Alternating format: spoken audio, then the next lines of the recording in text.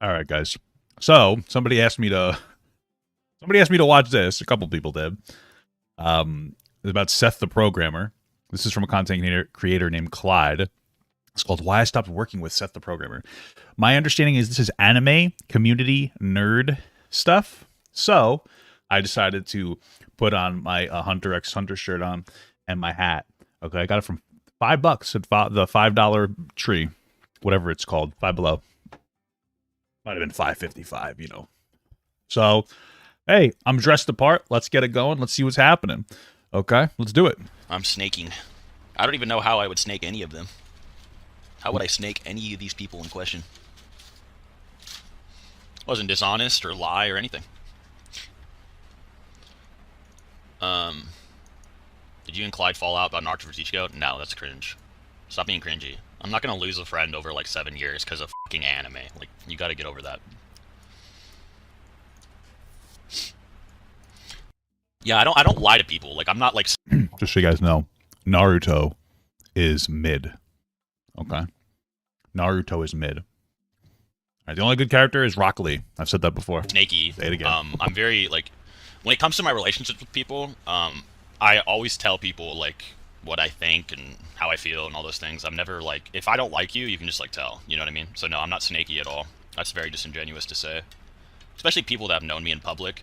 You know me in the old Discord servers or anything. If I didn't like you, you would just know, bro. Like, it was just wildly apparent. So no, I never snaked anybody or anything like that.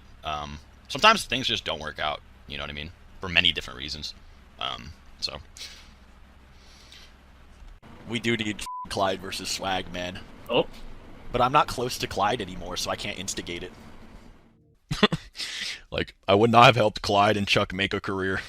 I could have done everything I've done now without any of those losers, so.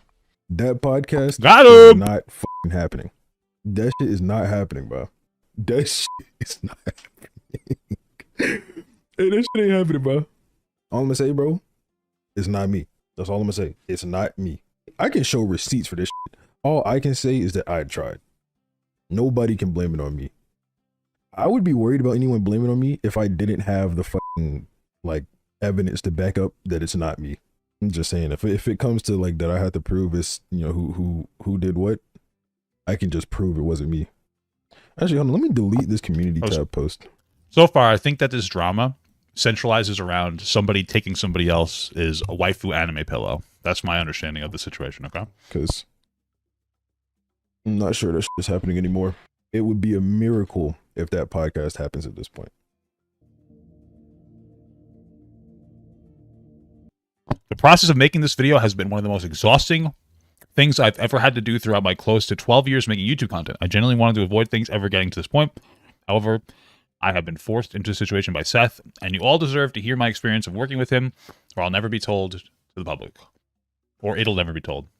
I'll be done eating soon. I'm sorry, guys. This is just going to be a long segment, so...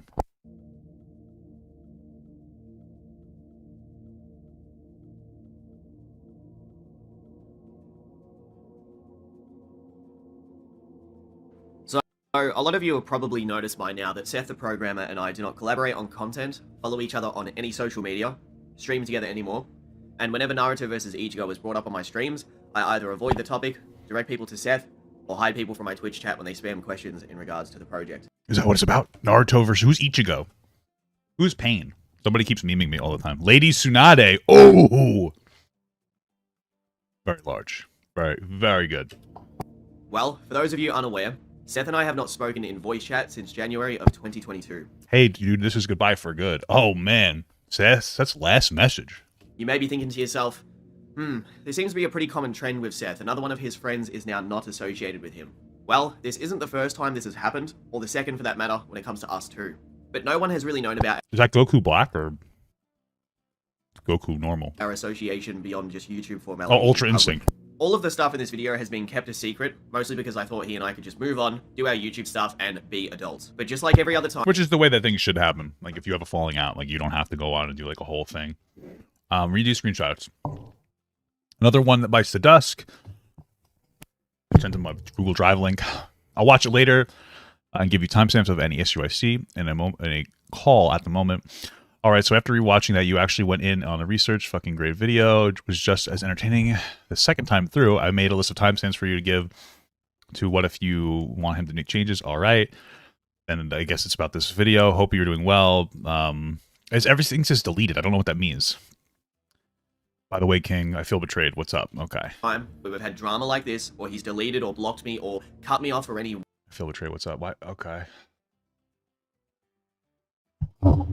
By you, no sympathy when I could have been dying. Trash, a fire friend, whatever. I did. Jesus, I'm old, and I'm supposed to read this. I did care. I didn't want to freak you up like I did with the anxiety situation. Oh, you might die, bro. Watch out. We literally called for ages yesterday. I even told you how you do well with it, even if with the asthma and the comparison to James. I do hope you're joking, because holy shit, that is very far from the truth. Trash. Don't click around. Don't dick around. Are you being serious or not? Because, bro, of course I care. Kinda, I'm serious, but not fully. Encourage you to see a doctor and get a laptop on the way. Plus, ask for stuff you could get to help. In the meantime, for the doctor, told you to take care of the project and would be willing to read everything in relation to Naruto if anything happened. Something you mentioned. Told you to be careful with the will stuff in case you have predatory family members that would try to steal your stuff if you did die. You mentioned dying yourself. Once again, told you, what do you have, COVID? Once again, told you all the reasons you would be fine, especially compared to James. Didn't want to say anything that would have made you paranoid, like an anxiety situation and being it mental rather than diet. Called you for hours and put you over editing my new video yesterday. That's what I was doing before your call. You know the videos with sponsor money. This is going to be put into the project that you made me feel like a cunt over for being unable to contribute. The same video that will have to pay the bills because I don't have thousands saved like you do. And I'm not making 20 to 30K in a single month. I even encourage you to do something about your damn back problems. Maybe I should get on my knees, lick your asshole, some kind of weird thing. Come on, bro. What the fuck, LMAO? If you're still suspicious of me after all those years, or you think I'm shady or whatever, just delete me, man. You can do Naruto versus Ichigo yourself. I'm dead serious too. I know the entire time you were fine. Why should this have been turned into a big deal? Now, once again, I'm made to be an asshole. This is the exact thing we talked about last time that led to drifting. Okay, then they called. Okay. Seems a little petty, but, you know, whatever. random drop of the hat reason, he just can't stop himself from talking about me, my friends, or his own bottom. Let's play Among Us on stream tonight. Dude, I went hard as fuck. LMAO was literally debating the witness off the ship. Depending on how my LOL grind goes, I'll let you know. I'm in promos right now. Glad to see you're enjoying it, though. Come play. You virgin loser. Ha, yeah. I can be later. The R word, and then cunt. I want to. Yes, aha, blocked and unfollowed. Are you home? Okay. Quote friends, on his streams, his videos, or anywhere else. And with the very clear recent spiral of his mental health, which can be seen by his sporadic tweets and the stuff that he says on his streams, also the threats about doing something Yeah, it sounds like he's got like a lot of weird shit going on his streams, his videos, or anywhere else. And with the very clear made enough to retire. The only reason I stick around is to keep making other people's lives miserable. After many YouTubers give up on their dreams, and they have to see me whenever they open the app, gives me life. I need them to suffer. Spiral of his mental health, which can be seen. Oh, weirdo. I want to be a burden to society. I want people to suffer for their culture and feel the weight of all their pain. Well, this guy seems like a fucking edgy loser. Holy shit. I wouldn't have seen how. I wouldn't have even checked it on how he's doing. Seems like a fucking loser. Sporadic tweets and the stuff that he says on his Shaming them is enough. I need to take their life. What? This guy's unhinged. streams. Also the threats about. You know what? He's not unhinged. He's an average anime character. Like, he thinks he's the main character. This is probably like a sweaty nerd that just thinks that he's like a main character because he got lucky to make money watching, you know, Naruto. Oh, based, dude. Doing something to the community and then other little shots here and there that he pops at me on stream all the time. My hand has been forced. Trust me when I say I did not want to have to make this video. Along with that though, there are channels popping up spreading drama about Seth that I wasn't even aware of.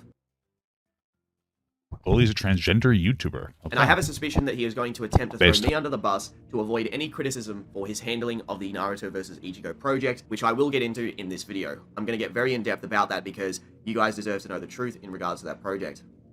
I've known Seth since November of 2016. I initially reached out to him after watching some YouTube videos on how to grow your YouTube channel, and the best method suggested was to make friends with creators of the same style of content and to try and have sort of a community to help each other thrive. You've no doubt That makes sense. seen countless YouTube circles that bounce off one another like this, and this in turn did actually happen because I reached out to Seth on Twitter, he replied to me, we started talking through DM, and in truth, I actually enjoyed his content. And a few months before this, I had met Swag Kage, whom I connected with Seth, and then the next thing you know, we had our community, where we'd collaborate, and we were all pretty much known as the main three, with Chuck being Seth's old friend that covered Dragon Ball and would make debunk-related content with him.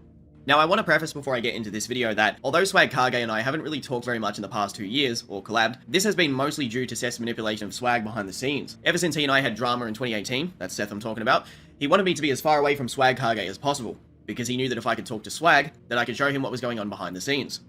What Seth did was try to instigate debates with us all the time, lie when I was not in call with them, and various other bad things which has taken place over the course of Sounds like a lot of high school bullshit to me. the past few years. So for those of you who are curious why I don't collab with Swag, well, there's your answer. Now, I'm How old are these people? going to show Swag Kage something here in this video that's definitely going to get his attention. To say that I've been cooking in the past year would be a very big understatement.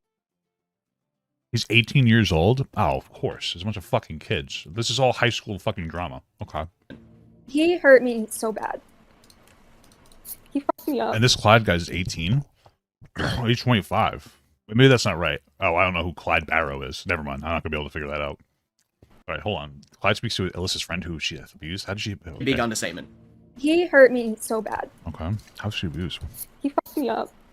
He asked if I was on the spectrum. Sorry. That's not a nice thing to ask somebody. Okay. Oh my Which god. shit I might be, but because this is a serious question. Are you on the spectrum? If you think you might be, you should go to a doctor and get diagnosed. And I said, "What the f is that?" Like, I was crying at the time, but like, I'm glad we weren't calling. It was just through text. Okay. He asked you if you're autistic through text? And God, what else? He said that I was Oh, it said Seth was 18. awful. And What else? it was horrible. What else did he say? And it was horrible. Oh, He said I was disgusting. okay. I'm really... I'm genuinely with all my heart. I'm so sorry. I'm not trying to be rude because that sounds mean. What's the abuse part though? This seems a little exaggerated. It's okay. It's not your fault. Oh, he was born in 2004. Okay. How old is that? 18? I can't do math. That's what this says right now. As of January 2023, he's 18 years old. You're saying he's 25 or something. I'll look more. I did not deserve that. I think he's 18. That. And I blocked him. His literal famous birthday says that he's 25 here. Okay, that was weird. Sorry, he's 25. Weird. It was saying he's 18 in like descriptions, but if I click on it, it says he's 25. Okay, he's 25. My bad, guys. Sorry. Still a fucking child. Like, he's not a child, but this is very childish shit that's going on here. Rightfully so. I blocked him. I was like, "F you. I'm out." Now, to give you guys Listen, I feel like we're overusing the word abuse a little bit here. He sounds like an asshole, but I mean, Jesus Christ. Are you autistic? Are you on the spectrum? Are you autistic? Okay. I don't know if I'd call it abuse. Maybe I'm just some old. context as to how serious this situation could potentially be. Well, Seth is the type who would willingly slander Swag Kage, alright, and anything we've told him in private, he would instantly tell the public about. It's just within his character to act this Sounds like way. a shitty He will friend. go so far to lie, and has even done so about things as serious Sorry, what did that just say? as... It's just within his character to act this way. He will go I wanted to bully a rapey boy. What the fuck? Off my personal... What the hell is that? so far to lie, and has even done so about things as serious as... You okay with bullying him over weird comments despite lacking any evidence that he's an actual rapist? Literally your words. No, you haven't. I'm okay with that. I'll bully he thinks that they are a rapist, I guess. as Okay. false rape allegations. You also may not know this, but Swag at the time was also worried, and he probably is now, because Seth had been secretly recording their private calls over the course of the months and years they knew each other, and has no doubt done so to me many a times without my knowledge or consent. I'm actually curious to see, after this video, what kind of weird stuff he has been recording, especially the out-of-context stuff that he's no doubt going to share. That being said, today I want to talk to you about something that many people have warned me against I've heard about 5 different people I know tell me not to do this and to not risk it, as Seth's channel is too large and you'll just get bullied by his audience when he replies or twists the situation, which he will do, as I watched him do it right next to me during the satire stream, where he was accused of asking an underage girl for nudes, flirting with an underage boy, and it was insane to watch how easy... Damn. Where he was accused of asking an A lot of questions. How old was he and the girl? underage girl for nudes, And was it... flirting with Make sure to live stream yourself sleeping, naked or clothed. Naked would be preferred, but I don't know how YouTube would react to that. The real question is, how would you react to that? So to be safe, with a wrap a cloth around your willy. Would I? I watch the stream for about a minute and then lose interest. Disappointed, sorry. What the fuck? Okay. This person states his age to be 16, proud of sexual interaction taking place. I mean, this seems like a really weird, bizarre joke. Okay. Weird. an underage boy, and it was insane to watch how easily people believed his lies because they only know the personality they see in his videos or streams. I'm not kidding, and I don't mean to say this in a humorous way, but for the longest time, it legitimately felt like Geen watching Eisen do some pretty fucked up shit. And the closer I got with Seth over the years, the more I started to question my own morals with supporting the stuff he was doing. The satire stuff as an example. You guys are saying he was 18 to 21 at the time? Or 16 to 20? Okay. I only knew what I was told by him at the time, and I went onto that stream to defend him as any good friend would do. Which he has rarely done so for me in such a selfless way, apart from financial assistance. I kind of feel in retrospect that it was a bad idea to blindly support him, but you'll understand why I did more as you watch the video. The more that I've come to learn about the satire situation and other things, the more I've come to be more worried about his real self. I want to say this very clearly, if you follow Seth or I, and you enjoy our content and have a certain image of us that you think we're like in real life, please listen when I say, have an open mind and hear what I have to say. Do you think I would drop this video out of nowhere for absolutely no reason? If you are someone that's excited for Naruto versus Ichigo, and you want to know the truth about that too, then make sure you listen to what I have to say in this entire video, because as most of you know, that project was a project that was initially involving us too. And it's quite wild because there's actually a lot of people that don't know I was the co-host of that project because he would always try to take the credit for it. Well, to give you further insight on that, many of you don't know, but Seth secretly cancelled it on more than one occasion. And by doing so, he also scammed a lot of fans out of money too, and then lied about it on stream. He said, is Naruto vs. Ichigo canceled? If not, why is the Patreon page is gone? I already talked about this. What do you mean it's sus, bitch? I talked about this on stream 4 times. The f*** are you talking about, sus, you dumbass motherfucker? Anyone that watches my stream would know I've already talked about canceling it. What? I literally made a Patreon post for a month straight saying it was. What? That's pretty sus, man. Shut the f up. What are you talking? I wasn't hiding it. What's with the, like, what would be sus anyway? Isn't it your like, weren't you paying for it? Acting like I made money off of that, bruh. What the hell? Y'all think I made money from that? What do you mean sus, you dumbass? No, Only if you got Patreon, but probably.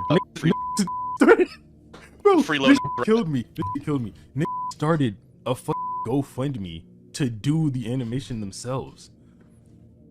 Yeah, like, no, it's not gonna happen. If it has to happen again, it has to be paid for. Was it an hour and a half of them fighting? Seems crazy. Or by me. There's no way. Hey, bro, they were asking for $127,000. Yeah. I'm like, bro, you random ass aren't getting that, bro. Yeah. Damn. Okay. Bro, this nigga, the dick eating is insane, bro. You see this nigga's comment? I told the people who batter, YouTube viewers don't batter, as if your entire career didn't come from YouTube viewers. Bro, I don't look. I say that to your face. I hate y'all. I do. I hate you, and I've said it since day one. I call y'all for giving me money. I pack you on site. All we do is just talk each other. You hate me, I hate you. It's a mutual hate relationship. That's just how it is. So it's always been that way. Thanks for the 20, my nigga. I literally sit here call you my son. Look at Geeks. What is up with these? Why are these people so like they're just throwing off crazy words, dude?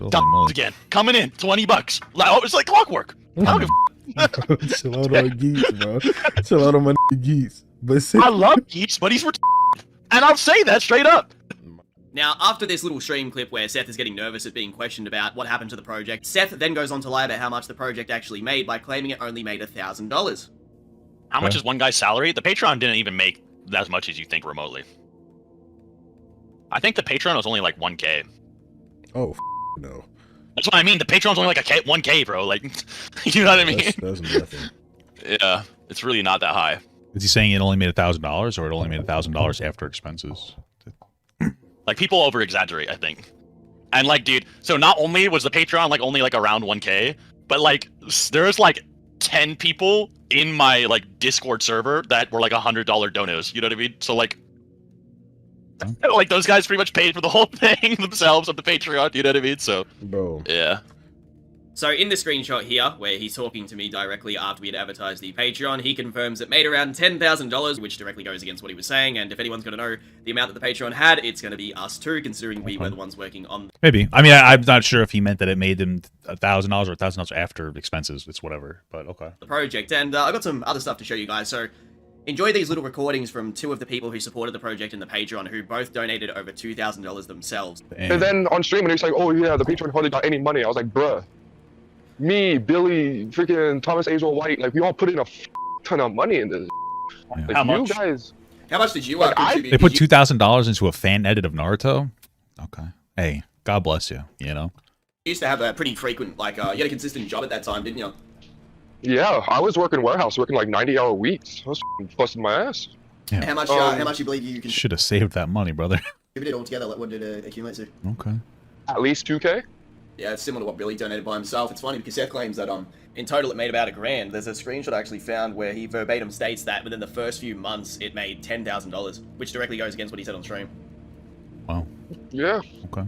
It's just like, you like went at it, and then when he said, yo, it didn't make any money, like, his next stream, I was in there calling him out, and I was like, yo, like, what the fuck? Why the are you lying to You don't your understand what the video's about? It's about Seth the Programmer being a bad fans? guy, I Like, guess. why are you being a rat? And he just never answered. I was like, this Towards Naruto versus Ichigo, I didn't donate into Patreon because I quickly left the Patreon once I realized it was bullshit and you weren't actually getting anything. Okay. So I was just donating to him directly for the Naruto versus Ichigo project. And what do you think that accumulated to? Oh, well, I mean, he said that he only... So, like, I'm just saying that he said he made only so much money through the Patreon, so, like, technically that wouldn't account towards the Patreon. I'm not saying the guy's a good guy, I'm just saying, technically. Oh, no!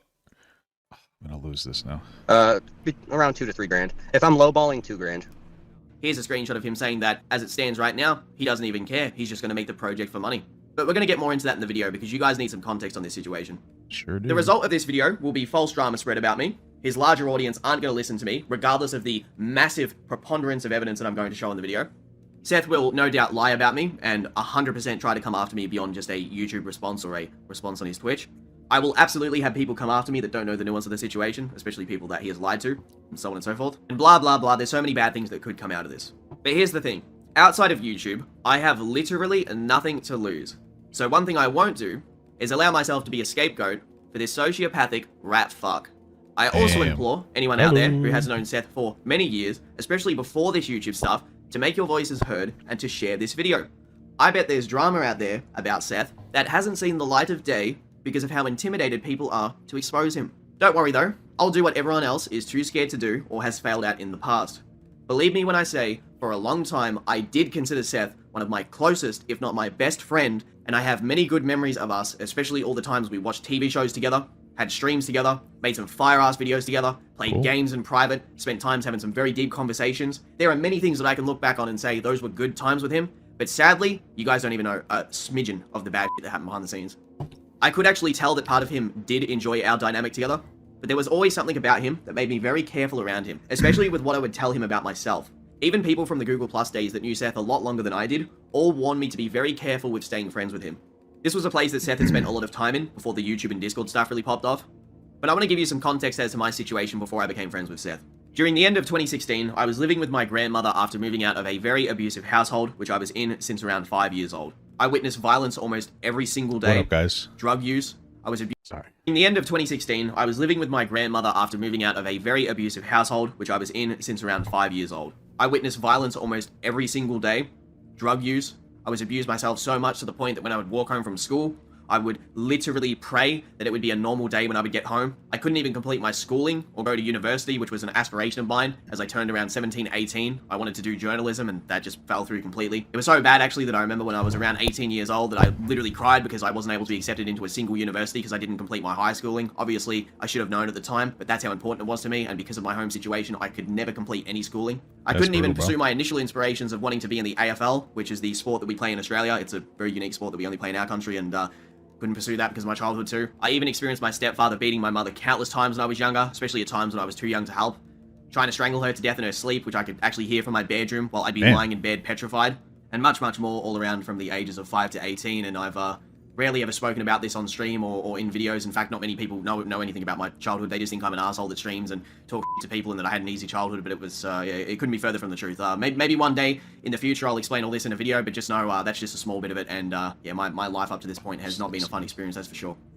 From 2015 to December of 2016, I had a girlfriend that I would say was the closest thing that I had to family my entire life. Someone I legitimately would have died for if I had to at the time. It's cringe to say this, but I do want to lay out how important this person was to me because it's very pivotal to this story and how I met Seth and just that whole time period in general. Okay. I've been through some bad stuff and have lost a lot in life, but this legitimately destroyed me as a person for many years. No one had treated me like she did at the time, and at the time I took it for granted. Honestly, without giving myself an excuse, a lot of it was because of my past bad experiences, and I really did take it for granted. After a year with this individual, they had left me completely in around December of 2016, and this was a month into already being friends with Seth. Throughout this time period, Seth and I would have some pretty deep conversations, and it was good to have a friend at the time to talk to that actually listened. Seth honestly didn't tell me anything that I didn't already know. I already knew the scope of the situation, and that's what made me even more depressed. But I did appreciate having him to talk to about this stuff. That's what mattered to me. That being said, my mental health and my physical health became really bad. Almost everything about me started to go downhill, as if my body was in this weak, dying state because I was that depressed. I wrote 3-page side notes. I researched the easiest way to essentially commit toaster and bath, and I even bought medication specifically to overdose on. At the time too, I also kept messing up quite a lot because I had a undiagnosed case of anxiety, which I then got diagnosed. There's a lot. This is pretty intense. I wonder what it has to do being a with doctor and some psychologists. So even if I wanted to, I couldn't even get proper employment because I probably would have looked like a crazy person while working at the job. Losing this person put into perspective that I honestly didn't know what I had at the time, and it made me feel even more awful because the more I started to sit there and so they left him? Put into perspective, even get proper employment because I probably would have looked like a crazy person while working at the job. Losing this person. Did the person die, or did they just leave him or something? Put into perspective that I honestly didn't know what I had at the time, and it made me feel even more awful because the more I started to sit there and stew over how she was gone, the more that my life just was worse and worse. I'm sorry, did I just miss it? Like, did he say if she had passed away, or if they just broke up? Was pretty much isolated to online life and doing nothing but just talking about which fictional drawing punches the other one harder in the face.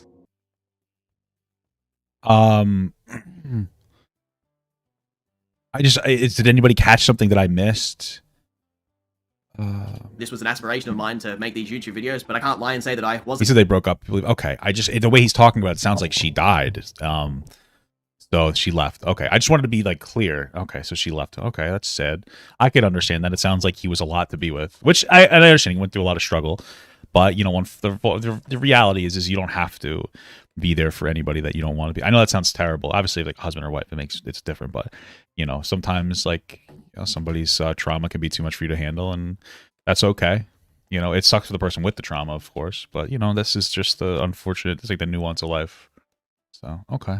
Wasn't having a bad time because this should have been some of the best years of my life when I was doing these collaborations, you know, with Swag and Seth and everybody, and it wasn't. It was horrible. If you actually listen to a lot of the tonality in my very older videos from like 2017 or even some of the ones from 2016 that you may hear at the end of the year, you can hear a very distinct difference in my voice. I don't sound very good. There was actually 2 times at the end of 2016 where I almost drank myself to death, and this was actually the goal of mine. I was trying to do it on purpose, one of which resulted in me waking up at a beach standing up. That's how blackout drunk I was the night before. I came back to reality. Couldn't even get me to go to the beach if I was drunk, you know what I'm saying? Sorry. Pretty much standing up there, and I was like, what the hell's going on? Where am I? Like, I was that drunk that I was standing on a footpath. Because I was born there, because I'm a whale. Near this beach called Eastern Beach, and I'm looking across, and I pull my phone out, and I'm trying to order an Uber, and I'm waiting for this Uber to come, and I'm still so drunk that it hasn't even been ordered. That's how out of it I was, and then I pretty much had what I assume was alcohol poisoning for multiple days afterwards.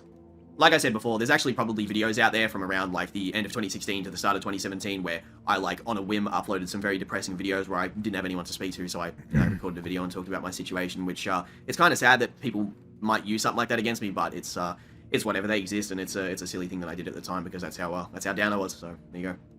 As pathetic as it sounds, being left by this girl and knowing that I was replaced pretty much destroyed my self-confidence and my mental health. I didn't have anything at the time except a 3,000 subscriber YouTube channel, and I was someone that already had a lot of mental baggage because of my very violent childhood. To give you guys some more context too, I actually grew up with a schizophrenic mother and an abusive stepfather who had spent around 12 years in jail before he met my mother, so he himself was pretty mentally off too, and they were both not only chain smokers but alcoholics who would literally drink, and I'm not even kidding, an entire boxed wine satchel to themselves per day. And yeah, when I was around 3 years old, my father killed himself in our backyard by hanging himself off of a tree. As it stands right... Wow. This is a lot. Trigger warning. Sorry, it's a lot. That's a lot. This guy's had a rough life. God bless him, man. Jesus. Right now, as I record this video, I live alone, and I don't really have anyone to talk to from my family. I haven't actually spent Christmas with anyone for the past 5 years, and my birthdays have pretty much all been on stream with you guys. When 2017 rolled on in, I collabed with Seth and Swag a lot. I guess at least he's got them, I suppose. That's rough, man. Jesus, what a life. I developed anxiety disorder really hard. It was so bad that I used to get paranoid that I actually sounded crazy in these collaboration videos. Pretty much I'd be recording with Swag and Seth, or Chuck if we ever collab with Chuck, and I'd be, you know, sitting there and I'd say my sentence, and then I'm thinking to myself, I'm like, wow, did I sound okay? Like, I had so much self-doubt in myself because of this development of anxiety disorder, which I didn't actually know what it was at the time, and if you guys deal with anxiety, you'll know that it's f***ing horrible. I'd rather be depressed till the day I die than deal with anxiety, if I had to choose one or the other, because anxiety is scary. I used to be in bed, freaking out to the point where I'd be scared to go to sleep each night. I wouldn't even want to go to bed, because I didn't want to lie in bed and be so scared of my own self freaking out for no reason. That's how not only stressed I was, but how much in pain I was mentally. I was also at the time suffering pretty heavily from something called sleep apnea for many years, and I didn't even know I actually had this, but it was making my mental health way... Is this guy obese? I'm not even saying that to be like rude or anything. I'm just wondering if it was like sleep apnea from weight related situation. Just curious, I guess. Worse. Sleep apnea, for those of you who don't know, essentially means that your tongue and your throat blocks your airway when you sleep, so you snore so intensely that you suffocate for seconds, and this pretty much leads to brain damage, excessive tiredness, and can cause things like strokes, heart attacks, memory loss, blood pressure problems. My anxiety and mental health was being amplified by this, and I had no idea. I just thought, man, I just have this really bad habit of waking up with headaches all the damn time. Like, maybe it's a response from, you know, how much I look at screens all day, like I've got eye strain or something like that. It's giving me headaches from staying up too late, but apparently it wasn't. It was actually because I'd been dealing with this snoring problem since I was like maybe 15 to 17 years old, and I had no idea this whole time. The reason that I started to notice that this was definitely sleep apnea was because I actually woke up choking on my own saliva multiple times, and people who had heard me sleeping would say that if I slept on my back, they could hear me literally snoring like an old man, and it would pause for multiple seconds, like sometimes 10 seconds I would go without breathing and then snore and then go again. Mix this in with being suicidal because you pretty much have nothing, and it's the perfect recipe to be taken advantage of. For example, to explain a bit more about Seth, because so far it probably sounds like, wow, he's such a helpful good guy, he was there for you during the worst time in your life. Well, sometimes I would message Seth and ask if he'd want to call because, you know, I thought he was cool and I wanted to hang out with him at the time, and I thought we were getting along really well, and he just straight up called me a retard or... I'm sorry. This isn't... Listen. This guy has a horrible, traumatic past, and God bless him for even being alive. I truly mean that. But right now, what we're just... Jesus, he's such an ass. This guy's a real asshole, this guy. What we're discussing right now, what he mentioned is that, you know, Seth took advantage of him because of that vulnerable state. That's something that you really have to prove, okay? You asked him to want to collab, and then him being like, you're a despot, R-word, get some self-respect. That's really mean and rude, but that's not taking advantage of you. That, frankly, should be a red flag for you to be like, I shouldn't associate myself with this guy. You have to show a lot that he was taking advantage of your vulnerable situation. Him being an asshole, you know, is different from him intentionally trying to basically, I don't know, manipulate you based on your, like, very traumatic past. Okay. Tell me to shut up if I over-explain stuff in Call with Swag. I mean, here's him threatening to block me for literally defending myself against rudeness in calls. In fact, this is nothing like the stuff you're going to see further. It just says you're being a fuck or something. Okay, I'm about to block you. I don't know the context of anything in these messages. Further on in the video, because these characteristics were only small things too. Because as he opened up his Discord server that same year, he started to become so infatuated by the 24/7 ass-kissing. I've had my fans do crazy shit. Okay, from sure. his fan base, that he allowed Chuck to be bullied so hard in his... chatted $1.99. Papa guy, you watch anime? Sometimes, sure. I just finished Chainsaw Man. His servers by strangers, and he pretty much laughed while this would happen. You guys may not know this because he bullied so hard in his servers by strangers, and he pretty much kissing from his fan base, that he allowed Chuck to be bullied so hard in his servers by strangers, and he pretty much laughed while this would happen. You guys Oh, may that not know sounds this because it's shitty. been so kept hush-hush, but Chuck actually left his servers multiple times. Not always by his own choice too, usually because he would get bullied out of them, and stopped collabing with Seth for a long time, which he tries his best to deny all responsibility on that, which is just to this day the most ridiculous thing ever, that he actually thinks he was in the right. So, like, whatever. He sounds like a real asshole. Why didn't the guy just stay away, kind of a thing, you know? Like, why'd he still hang out with them if he's such an asshole? I mean, you should probably dip at that point. You know, he left. He should have stayed gone. You know, it sounds like the Seth guy's a real bad. He's just a shitty person, but So that stuff. And then people started to call me Chuck's replacement because, well, I could deal with his bullshit, but people like Chuck and everyone else who could smell what was going on, they didn't want to be around it. Here's a blurred screenshot I have that Seth was actually planning to spread around to make Chuck look like a pedophile. I will never share the contents of this image. well, then you can't do anything with that. Also, Chuck was talking about having sex with a something. I mean, what am I supposed to say about this? Okay. But I Take have your word access for it, to I it and guess, various or- other things that he was going to use on other Okay. people to expose them. Now, Chuck has since apologized for some of the ways he treated me in the past, and I actually like Chuck. I'm going to say that right now. Chuck's Okay. developed as a human being and is an actual nice guy at his core. I don't really have anything bad to say about him, and whatever he said in the past was just a product of the fact that he was expected to act a certain way back then. I understand why. But let me show you guys something really f***ed up that I found on my PC, which, Seth definitely wouldn't want people to see. Back in 2017, when I Is was it at this my picture? lowest point, both he and Seth laughed at a meme that they made showing the following. Yes, that's me in 2017. And here's a recording that I have of Chuck What's you? This? I'm not understanding. confirming that this thing is actually real in case Seth Oh, it's a picture of his head hanging. Okay. tries to yeah. lie and say that this is fake or it's some kind of image. Yeah, pretty edgy. Probably he would probably consider that a joke. Pretty edgy, inappropriate. You should have disconnected yourself from this person. That's the best advice I can give you. That we all laughed at together, which is not the truth. Bro, I was thinking the other day, randomly, do you remember that image from like 2017 of me hanging off the tree? Do you remember Oh my that? god! Oh my god, dude! It came to mind. Don't remind me of that. Don't remind me of that. Yeah, dude. I know. No, that's Terrible. terrible. I was That's terrible. it came up because I'm going through all these old selfies I had, and then I was like, what the f is this? And then I just remembered having that. Oh, that's so dude. I can't believe that. No, I mean, Seth made it, but I sent it to you. Oh, that was terrible, dude. No, I've no ill will towards you about that. It was just funny because it just randomly came to mind. I was like, I wonder if Chuck I mean, it sounds like he's recalling it in like a positive way. Okay. remembers this because I forgot completely. Oh my god. Okay. Anyone from Seth's original SS debate group, which was essentially his moderator group on his Discord server, will attest that Chuck was thrown to the wolves, and I feel Chuck was mostly only hostile towards people in that server because Seth would try to set this high level of expectation that he needs to be a big debater and even baited Chuck into He was in debt. Seth would use money to keep people around. What does that mean? He would use money, like he would give people money to force them into debt. Like how did he force them to take the money?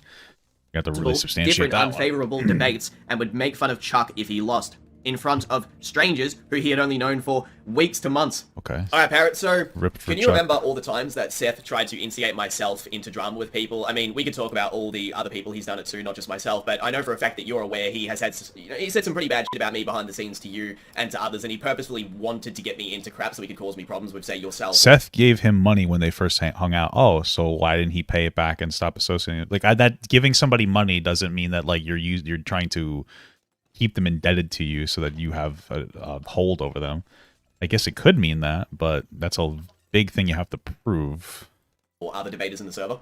Yeah. I mean, the most notable thing I remember is him specifically trying to start beef between me and you over like various Bleach things or the like KSI Bleach things, like Logan Paul video me and him did, where he would come to me and talk about like how much you'd been talking bad about me behind my back and stuff, and I assume he was like saying similar stuff to you about me.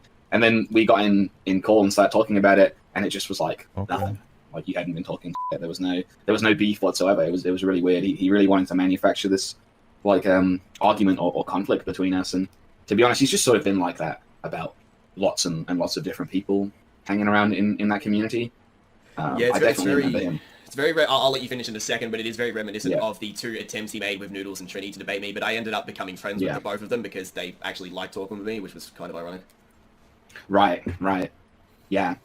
And he had very weird things to say about you to me in private at the time, and you were sort of like helping him out with lots of like sponsorship stuff and like editing all his videos or whatever, and like, very like, you'd think like you two would be very close, right? And you were like spending a lot of time together, but he would just like always talk about how he didn't trust you or how he thought you were like trying to manipulate him or that nothing he could say to you would be honest. And I think that's because he was manipulating you. A lot of the stuff he was saying to you wasn't honest, and he was always hankering for like this drama and conflict.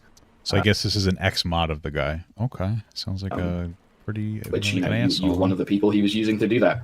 That's definitely for sure. Yeah, that's true. Around that time period, I remember this one time there was a guy called, his name was something Boo or something like that, and he posted something to do with the Naruto vs. Ichigo project in the server, and Seth's his like instant thought is that he accused me of trying to do something to the project, and he's like, I'm canceling this, and he's going off me in VC. It turns out I had nothing to do with it, but he doesn't even apologize to me. And this is during a time period where, like you just said, I'm managing his sponsors, his videos, I'm editing for him, I'm getting audio guys to his audio, I'm making his thumbnails, his tags for his videos, assisting him however I can, and he's like 24/7 just causing me problems.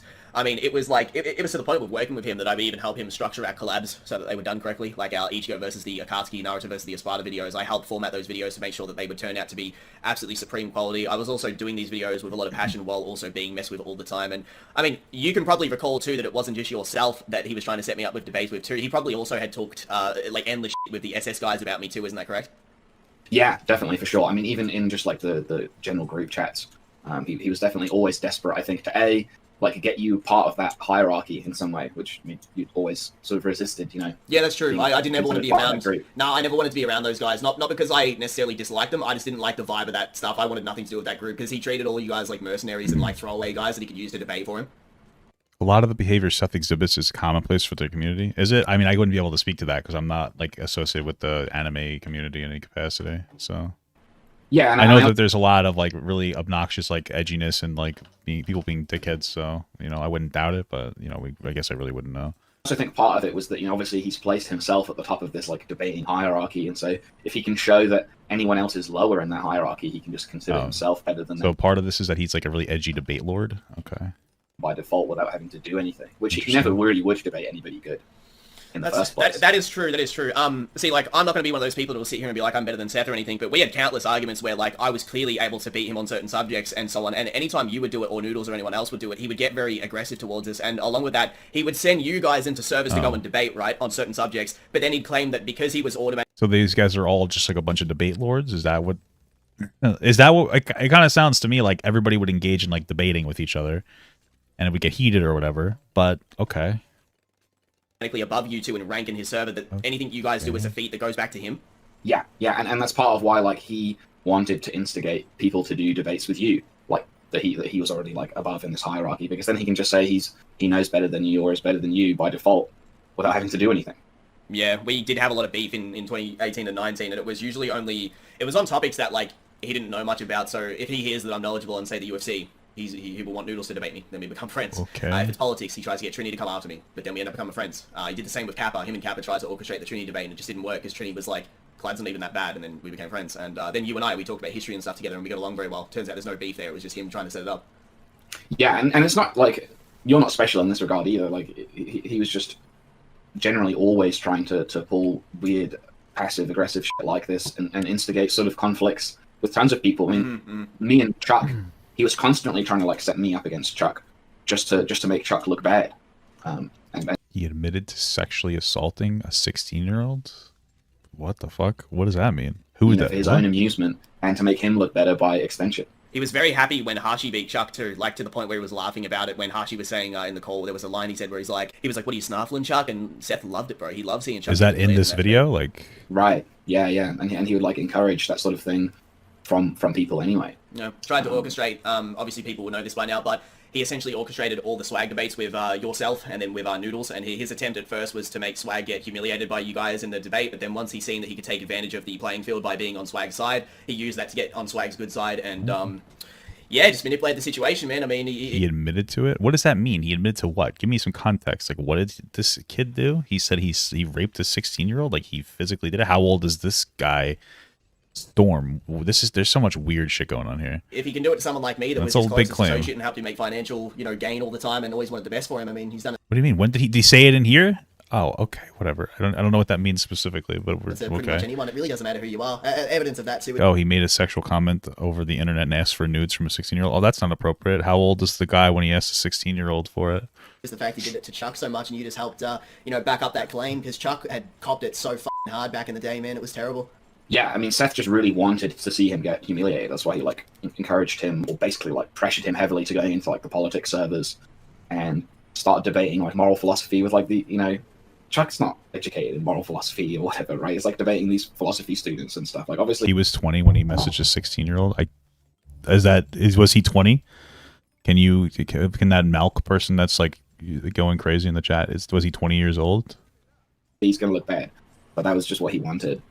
So he's okay. Not really ideal, but at 20 and 16, not predatory. So okay. Why would you say that he raped somebody? Like, how old are you? Truly. A 16 and 20 isn't pedophilic. I don't understand. Why are you saying that he raped somebody? I'm chill. I was just saying, well, you said that he fucking raped someone, bro. Like, that's not even close to what happened. Holy fuck. Jesus Christ, man. You gotta chill. You said he admitted to sexually assaulting a 16-year-old. And when he was 20, he messaged a 16-year-old with sexually. I mean, I wouldn't say it's ideal, but we're not talking about something predatory. Getting a little crazy, bro. You gotta chill the fuck out, dude. Holy fuck. Holy moly. With the swag stuff, I mean, afterwards he would just like consistently lie about the conversations me and him had because he decided he wanted to like switch over to being Swag's buddy instead of mine. Whatever. There's like a video up where like whatever, all my biggest haters try to jump me at the same time, and it doesn't really work out. But like I call him out for like saying certain things that then he's like not willing to admit to. Yeah, like apparently after she said no, he harassed her and got others to harass her. Well, that's really shitty, but nobody was assaulted. you can know this too, Parrot. You can actually back this up. Think about the amount of times, the countless amount of times that he talks Swag behind the scenes. Oh yeah, all the time, constantly. Yeah. He really looked down on Swag and just thought that he was like an idiot or beneath him, and didn't really know anything about Naruto, and just wanted to like use the fact that Swag was like this big channel to get ahead. He never really had anything good to say about Swag at all. No, so we're not talking about Seth, right? We're talking about some other person. What the fuck is the other person's name? There's so many different names. Was it Seth that did this, or you guys said a different name, Swag or something? Was that who it is? Like who? Okay. No, even in private with me. Partnership. We're not even at this point in the video, so I'm just taking what you're saying with a grain of salt, but I'm curious. You always refer to him as a partner, not a friend. That was common language I'd always hear. When it comes to Swag, he'd try to, like, instigate me and him debating political stuff. But, bro, when me and Swag are in call, like, I'll drop any subject. I don't care about politics when he and I are in call. And he was always trying to make this, like, weird agenda. Like, the Swag and I were always, like, you know, at each other's throats, like, conservative versus lefty type shit. But it was really never like that. It was actually him 24/7 just talking bad about Swag. And then it would trickle down to me where my language would change around him, because when you're around toxic people, it becomes the norm. And, like, I would say stuff about Swag that normally I wouldn't. I've always considered him a friend, and I'm sure that he is absolutely aware that, you know, me and him, like, regardless of all the stuff, will always be friends, you know, at our core. But it was really propagated by him, bro. Like, and you've seen it yourself. He fucking hated Swag behind the scenes. Yeah, which I mean was a lot to do with like his own ego as well, I think. Yeah, it was definitely jealousy of his channel size. He hated how Swag got big on Naruto so casually, and he really didn't like that he was so much more likable. And what's funny is that my passion for Naruto... So far, like, whatever they're talking about, it just sounds like the most, like, it really just comes off as really just, like, petty nothing. Like, they're having a fucking conversation about how they're a bunch of debate lords, and that he didn't like a person privately, or whatever, and he was an asshole. Like, okay. Being burnt out from working on Seth's channel is the reason why his Naruto videos even did well. Noodles and yourself helped. This would be convoluted even if you were part of the community. A lot of this is just like fucking crying about Naruto bullshit. But okay. Videos. Now I did the editing. I am part of the community. Look at my outfit, bro. Come on. The videos look at me because I treated them like they were my own. I'm a Hunter x Hunter, dude. Right. Yeah. I know a lot of those videos you did were like, I remember you spending like way longer on them than I ever would have with the editing. Which he would, by the way, rush me with, and he would be like, MJ would have had it done sooner, but and this is no offense to MJ, I like MJ, but MJ is quite notorious amongst a lot of us creators for taking a long time for getting videos done on time. I don't mean to throw him under the bus, truthfully, but he really did. He's done it to me and Swag and Seth multiple times where he's taken too long. I was always good with communication. If I took extra time out of laziness, or let's say I wasn't motivated to do it, I would always be vocal and ask for extra time, and I always really did. If I was given enough time, I would always put a lot of love into those videos and try to make them as good as my own. Okay. Yeah, and you know, also video editing is like a really tedious thing. So yeah, like no hate on anybody who delays their video editing. I certainly do when I'm editing as well. Yeah, so I do it with my own. My own videos can take 3 weeks to make sometimes. Dongai Ichigo took me a month because I wanted to do it very meticulously and not rush anything. Yeah, and it's really boring as well. But no, I remember him really pressuring you on video deadlines a lot, like quite excessively. Yeah. On more than one occasion. And I remember like the MJ comment you were talking about too. Oh, who cares? Like if you're working together, like I don't know the context of them pressuring him on video deadlines. Maybe they're working together and he wants to get his shit out to be more professional, or maybe it's a criticism to his friend, right? Because they were friends before this whole thing. He was like, you have to get your shit out on time. Like, okay, who cares? Yeah, he used to say that sort of shit to me privately as well. He'd be like, man, Clyde's editing like takes too long or whatever, and okay, MJ does it quicker, or whoever else is making his videos. The funny part was, of all the editors, it turns out I was the most consistent one of any of them. Like, I was the one that was the most reliable with the advertisements, because I didn't just edit, I also got him sponsorships and used to help him out with second channel content. Right, so he was an editor for this guy, Seth, and he would take a lot longer than the requirement demanded. Okay, so he would get upset. Okay. Up his Twitch. I helped him get his Twitch name through Living Ichigo, set that up for him. You know, like all just the sponsors alone, the amount of money he made because of me doing the negotiations for him was crazy. There was even deals that I set up with it were 10k that he never even did because he just didn't want to do them too. So there was even money that was technically just like thrown away. It's because he can't edit his own videos, so. True, yeah. And he doesn't write his own script most of the time either, so. He also doesn't do his thumbnails, his tags, titles, tweets. He even asked me to start doing his tweets for him too, and I said I can't do that. It's too much to manage. Like your Twitter has to be you. That's what I said. Yeah. Okay. Yeah. So many of those his videos, like the scripts, were just entirely written by me. I mean, some of those videos aren't even up anymore. But even of the videos that are up right now, like most of his biggest videos were just scripts that were written by me and edited by you. He popped up at me one time because I cares. Like, why does any of this matter? Like, who gives a shit? Like, why then don't work with him? I'm not like this seems like such a stupid criticism. He doesn't write his own scripts. Okay, wow, fuck. I couldn't get a Death Note video done in a single day. I took an extra day, the video still popped off anyway. It was just like, if you want quality, you can't rush me, bro. Like, I don't even edit my own videos that fast, because I can't do it. It's too stressful. Not in one day. I would never anything be able to edit a video in one day. Nope, it'd just be sloppy and look ugly, but that's pretty much that. I'll end the recording right. The only thing Six is good at in life is literally eating and talking about Naruto, bruh. I don't even know why y'all try to interact with him in his server. He doesn't have anything of value to offer the world. If it's not about a Naruto data book, like, why the are you talking to him? Have you heard him talk about anything else in existence? Like, what the? I mean, you're all fucking anime nerds. Obviously, this is the shit that you always talk about. So why would you ever try to have a conversation with him? What do you gain? Why do you him then? Because I upload Naruto content, dumbass. The what do you mean? Like, what? Because I upload Naruto videos. Speaking of his character, in private, Seth and I had talked about how in 2017 we thought that iDubbbz was low-key not as edgy as people were making him out to be, so we discussed making a video. Seth at the time was too scared of the backlash, so I decided to make the video. Although a lot of my suspicions about iDubbbz being pretty soft turned out to be correct, iDubbbz was very famous for his content cop videos at the time and essentially destroying people's channels with a single video. I purchased clothing, assets for the video, I scripted it into a crazy long formatted documentary, and I pretty much ripped iDubbbz apart. However, the next day, I woke up to Seth and his server clowning me in the server and posting photos of myself from the video. I noticed over the years that this started to become a very common trend with Seth. So what is it that we're arguing here? Both of you came to the conclusion that iDubbbz wasn't as edgy as you thought, which, by the way, it just screams that you guys are a bunch of dumb fucking edgelords. And then he supported the video that you were making, but he didn't want to be part of it because out of fear. And then afterwards, he decided to shit talk you on the Discord as if like as like a criticism instead of like defending the original point or staying out of it. Okay, that makes sense. It shows that he's kind of a dick. But okay. Throwing his friends under the bus if his fan base or lackeys thought it was funny. He kind of plays to the beat of the crowd. It's like someone constantly begging for approval in every single moment. Yeah. Anything to be seen as likable. I can say for certain that his claims of martial arts are very inflated. He's pretty much been to like 10 classes in total. His ability to woe women is largely inflated, and we'll get into that in the video. And even I'm sure all of your his debate accolades are pretty suspect, which we'll also go into in this video. A lot of you guys that have been watching our streams for a pretty long time might actually remember Seth saying stuff like, ugh, I wish someone would just prove that Berserk is overrated, man. Like, I just don't think it's that good. And I can attest that he said stuff like this on stream with me, but then during another stream, after the unfortunate passing of the author, right, from a series that I fucking love, he suddenly pretends that he cares all of a sudden. He also did this countless times with Bleach. Okay, sorry. So he would say that he thinks that Berserk's overrated. Then the guy passed away, and he's like, "Oh man, that sucks. Rest in peace." Okay. So why? What does that show? That he changed his mind, or that he still liked the series even if he thought it was overrated? Like, oh, this is fucking something.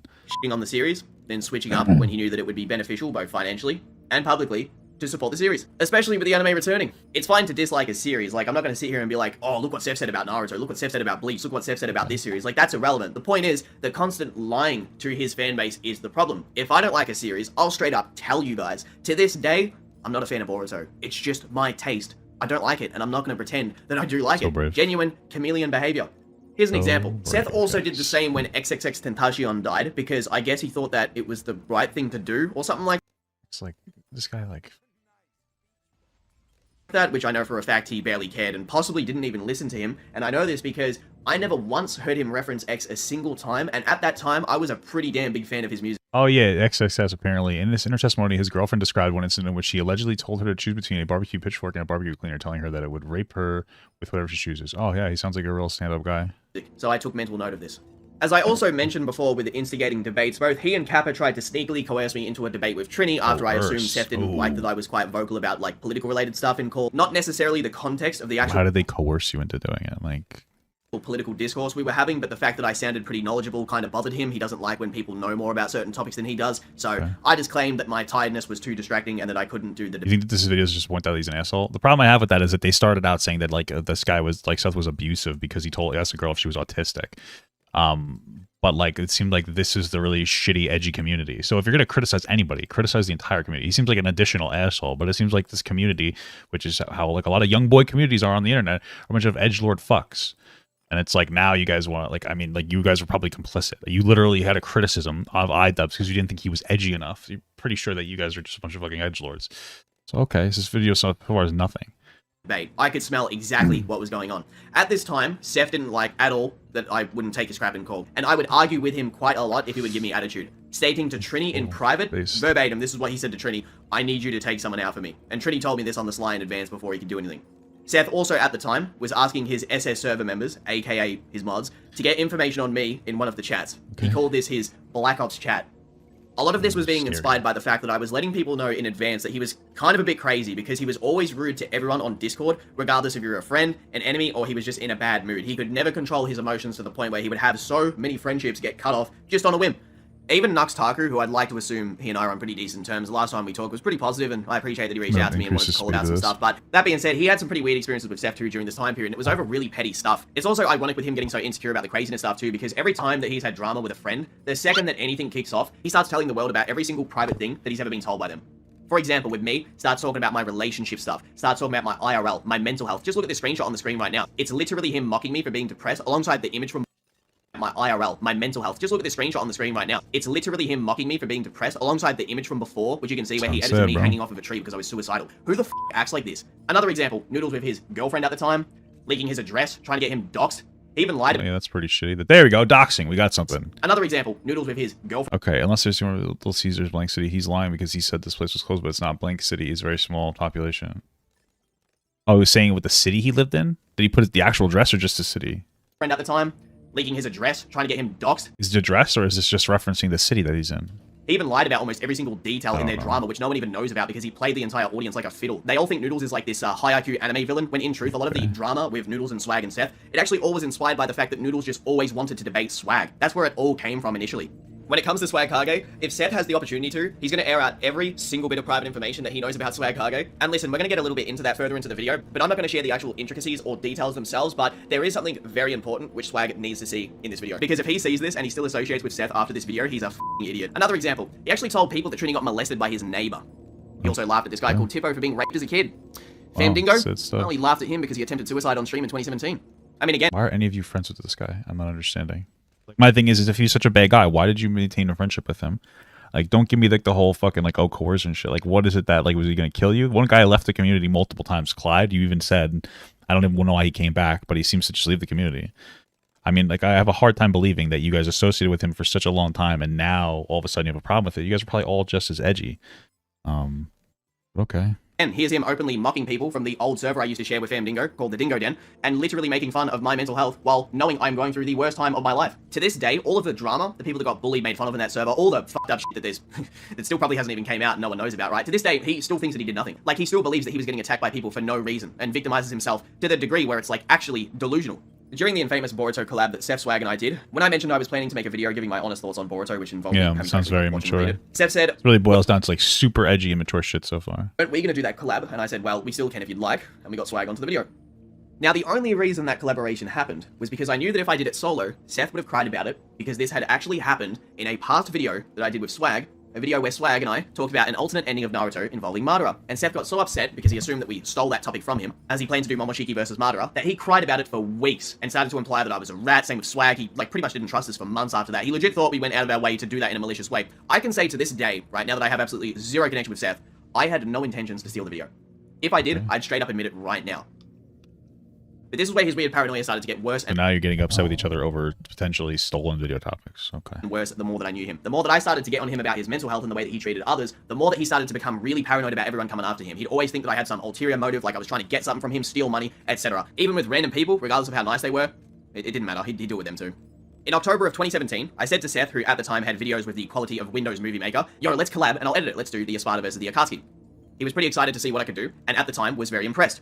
I even recorded the video footage for his sponsor on the video, which I believe at the time was L-Sword, if I get it wrong, whatever. But I was paid around like 250 USD to do this, which was cool. It was the first time I'd been paid to edit, and I mostly did it because I actually just wanted him to have a cool video. And I'd always said, I actually want to make videos with you. I like collaborating with you. And obviously I'm going to work hard because my channel at the time was small. So by collaborating, my channel grows. If I work hard for him, my channel grows. It's beneficiary for the both of us. So, I edited this video in a pretty quick manner due to the video needing to be done by a certain time. It was actually around 50 minutes, if I am remembering that correctly too. Someone's no doubt downloaded it on YouTube. But normally, to give you guys some context, normally a video like this would have taken me 2 to 3 weeks to produce. I did it in a few days. Wow. If you want to see the difference in videos before and after I started editing for him, just look at the videos coming out nowadays versus the ones that you can see where I worked on them. I actually have a file on my PC, which is related to Sony Vegas, which I've used to edit my videos, and it tells me every single video that I've ever edited. If I need to, I can go and look and find every single video that I worked on for him, which to this day, pretty much no one even knows about. It's actually beyond pathetic and honestly lazy because he records some of his videos with a Turtle Beach headset because he doesn't want to bother with setting up a professional mic, which he could easily pay someone to do, or just buy one that's like auto set up when you plug it in. Anyway, later in the year, we plan to do... What does that have to do with anything that you're edited for him? Okay. Aizen versus Madara. This video was probably, to this day, the most stressful work that I've ever done apart from this video now. And looking back on it, other YouTubers would have been exposed for this situation due to how much work I had to do in such a short... versus Madara. This video was probably, to this day, the most stressful work that I've ever done apart from this video now. And looking back on it, other YouTubers would have been exposed for this situation due to how much work I had to do in such a short amount of time and how much I was shit on for taking too long, which is ironic because I actually didn't take too long. I got it done in record time. But anyway, Seth and I sat down 3 days before Christmas in 2017 and he wanted to record this video off the cuff. I, at the time, wanted the video to be scripted and formatted correctly so I could edit the video like a well-structured breakdown. And I also didn't want to record the video without a script or at least some guidelines in front of me to spitball because the memory problems that I was having from my sleep deprivation and mental health, along with my mental fatigue in general, was making it really hard for me to improv record. And I tried to stress this to him, but he just didn't listen. Before I was experiencing these issues, I used to be able to record videos off the top of my head without a script. I actually used to make Call of Duty commentary videos on my old channel back in the day before I did any of this anime stuff, and I had close to like 3,500 subs on that old channel before I got rid of it. To give you some perspective, sometimes the raw audio for one of my normal, highly edited videos, like say the Don Guy video, the actual audio for a video like that was 3 hours long. If they're big like the Stark video or the Mugetsu video, it's even longer. Because of my sleeping issues, I have a lot of trouble reading. Not because I can't read as I'm reading a script right now, but it's because I like to have backup lines so that if I read something and I f it up but I don't notice because of my sleep deprivation, well, then I have backup lines in case there's weird noises, errors in the audio, or like I said, I mess up the line. If you record separate audio sessions, it can make the video sound super different. Here's an example. Listen to my Naruto Destiny video where the video goes from normal recording to a line that I had to slip into the video because I made a mistake. If Naruto had lost to Neji, he would have just trained and never stopped until he was Hokage. Gaara's character showed us how dark this stuff can get, as he was basically insane due to his tail beast. And to think that it's a blessing to have the 9 tails inside of you. What's really annoying too is that I've always been... Okay, so basically, they wanted to collab on a video, and one guy wanted to do it one way, and the other guy wanted to do it a different way, and then they did it one way. They agreed to do it a particular way, and he's not happy about it. Okay, cool. Are you very hard worker on videos, and Seth for the longest time just assumed I was playing this up. I was so tired all the time that my vision wouldn't even stay straight. I couldn't even play video games properly anymore because I'd feel like a zombie. It's like my brain was super dehydrated, and I was so weak that I'd need to sleep multiple times throughout the day. If you research sleep apnea and then mix that in with how bad my mental health was at the time, you'll find out that I was pretty much dying in my sleep, but I didn't even know it. And then you add anxiety disorder to that, and you've got my situation. Well, that's sad, but if you didn't know it, nobody else did. Like, I mean, like, because what the tone is like, oh, he should have known that I'd sleep apnea. Like, what? I don't. It sounds like you're going through a struggle, which sucks. And yeah, I don't think it's his fault necessarily. He seems like an asshole, but I mean, you know, like you guys sat down and did a contract together for like making a video. It's really not much deeper than that. It was That being said, we had to delay the video by a day, and once we had recorded the video like I instructed, I was made to edit an hour-long video Oh, so you actually went out on how you're going to do the video. It's okay. in 48 hours during Christmas, Okay. along with engineering the audio myself, which that by itself took hours. I never do audio these days. I always have someone do it because it takes so long, but I banged out both the audio and the video. And you know what? The motivation for the video was never money-oriented. I did it for Seth because I wanted to show him how cool my editing could make our video, and I was excited to collab with him. That was the motivation for the video the whole time. I always wanted to make videos like some death battle type stuff, but I wanted to do it with someone that, as a co-host being Seth and vice versa, we'd actually have a cool dynamic that wasn't cringe like I believe their videos were. That's why I was so passionate to not only do such heavy work, but I actually put up with all his bullshit because I thought he was my really close friend at the time. Okay. This video could have actually easily been delayed, but because Seth at the time wasn't experienced with editing and how time-consuming it actually is, it was expected to be done. I've heard MJXTV countless times hype me up for the fact that I got that video done in record time, and he's surprised that it was actually edited that fast. I didn't even sleep for that entire time period. That's 2 days without sleep. The kind of sleep deprivation where, if I had kept going, I could have legitimately died or passed out or something bad like that, which I almost did. I almost went to bed multiple times because I was so exhausted, but I got back up and I was like, no, you have to get this done, don't let him down. Right, I was so fatigued from sleep apnea. I wish I could put into perspective for you guys, like, just how bad it is for those of you who've never experienced No, I believe you. It feels like you're trying to like put it onto this annoying guy Seth, but like, you know, you're an individual with autonomy over yourself. You decided to yeah, he seems like he's an asshole, but you decided to consent to the overburdening, you know, workload he gave you because you wanted to work with him, because I guess you liked him a lot as a content creator. You doing things for somebody because you liked them a lot isn't the same as him forcing you to do it in some capacity. If he said you better do this or I'm going to blacklist you from the anime community or something, then we'd be talking about something. But that's not really what happened. So because the tiredness from sleep apnea is, it doesn't matter how long you've slept, you don't feel like you've gotten get any it, rest. man. Like, you sort of question, you're like, come on, buddy, what were you doing for the past like 9 to 12 hours? Did you even get any rest? Like, what was the point in that? Like, it's ridiculous. Like, I'd sit there and my blood pressure would be getting messed up so bad from these sleep issues that I'd feel like I was rocking in my chair, or like I was getting dizzy for no reason with vertigo. But anyway, all that aside, I got it done. I'd also get weird messages from him where he would try to rush me with videos, but he tried to do it in a sly way where, like, it's as if he didn't realize that like other people have a monologue in their brain, like, yo, he's kind of being weird through DM, and this was like not a one-off thing. It was all the time. It was like, yo, how's the video coming, man? Oh, yo, edit faster, like, yo, you can do it. And it was always sarcastic too. It was never encouraging, which I would say, like, dude, you know, if you were I know it's sarcastic if it's all text. nicer to me, like, I could easily get this video done faster. I want positive attitude. Like, I'm gonna feel personally more in debt to someone that's nice to me as opposed to someone. What? You were nicer to me, like, I could You were nicer to me. I could have gotten it done faster. That just sounds passive aggressive. easily Whatever. get this video done Okay. faster. I want positive attitude. Like, I'm gonna feel personally more Okay. in debt to someone that's nice to me as opposed to someone who is an asshole to me. It's just how I operate. I don't really respond good to negative attitude. In fact, it turns me off of doing something for someone because I'll happily feel way worse if I have to do something for someone that's nice to me. That's just how I am. But anyway, to give you guys some understanding, if I was like a game producer or an engineer or something like that, right? And I complained about this to work safety, he would get in so much trouble because the amount of work that he was making me do while shaming me for quote-unquote being lazy or implying to other people I was slacking off, even though he's never been able to edit a video even like I do back in 2017. My editing is heaven and earth better than it was back then. But even still, if you had to put a gun to his head hypothetically and say, edit that video, Seth, he wouldn't even be able to because he doesn't know how to. So get a real job if you want real worker protections. I'm not trying to be a fucking asshole. It's like, okay, cool so far. Hey, what's up? But anyway, in January, while Seth and I were Like, playing I get it. They're all young people, so like they didn't see the red flag, maybe, I guess. But like at the end of the day, a lot of this is high school drama, man. together, I said to him, hey Seth, I really want to move out. My grandmother is being really weird towards me, and same with my other family members. And I offered to edit 20 videos for him for 4,000 USD flat, which I think I broke it down to like, 20 videos divided by like $200 each, which I thought was a pretty fair rate. And this is how desperate I was to move out at the time. If I had a normal living situation at the time, I could have easily stayed with my grandmother or hypothetical parents, saved up all the YouTube money I got over time, and by now I would no doubt probably own my own home or be much more financially better off. But yeah, pretty frustrating. I dived into this on veteran mode, and I did it in a very silly way too because I was in such a bad spot.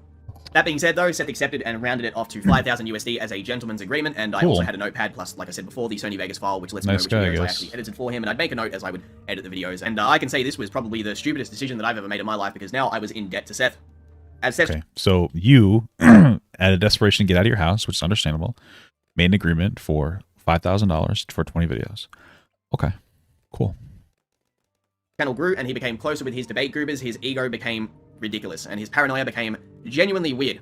It was so bad that he accused me of trying to get his server banned when me and 3 of my server members that he knew who were also in his server went into his server and spam Thanos memes to annoy one of the moderators named Tempest at the time. Then Seth banned me, and in voice chat, I think there's like 3 messages so far that he showed us where he's like, somebody says the N-word, and like, listen, I'm not a big fan of it. I'm not going to sit here and cry about it.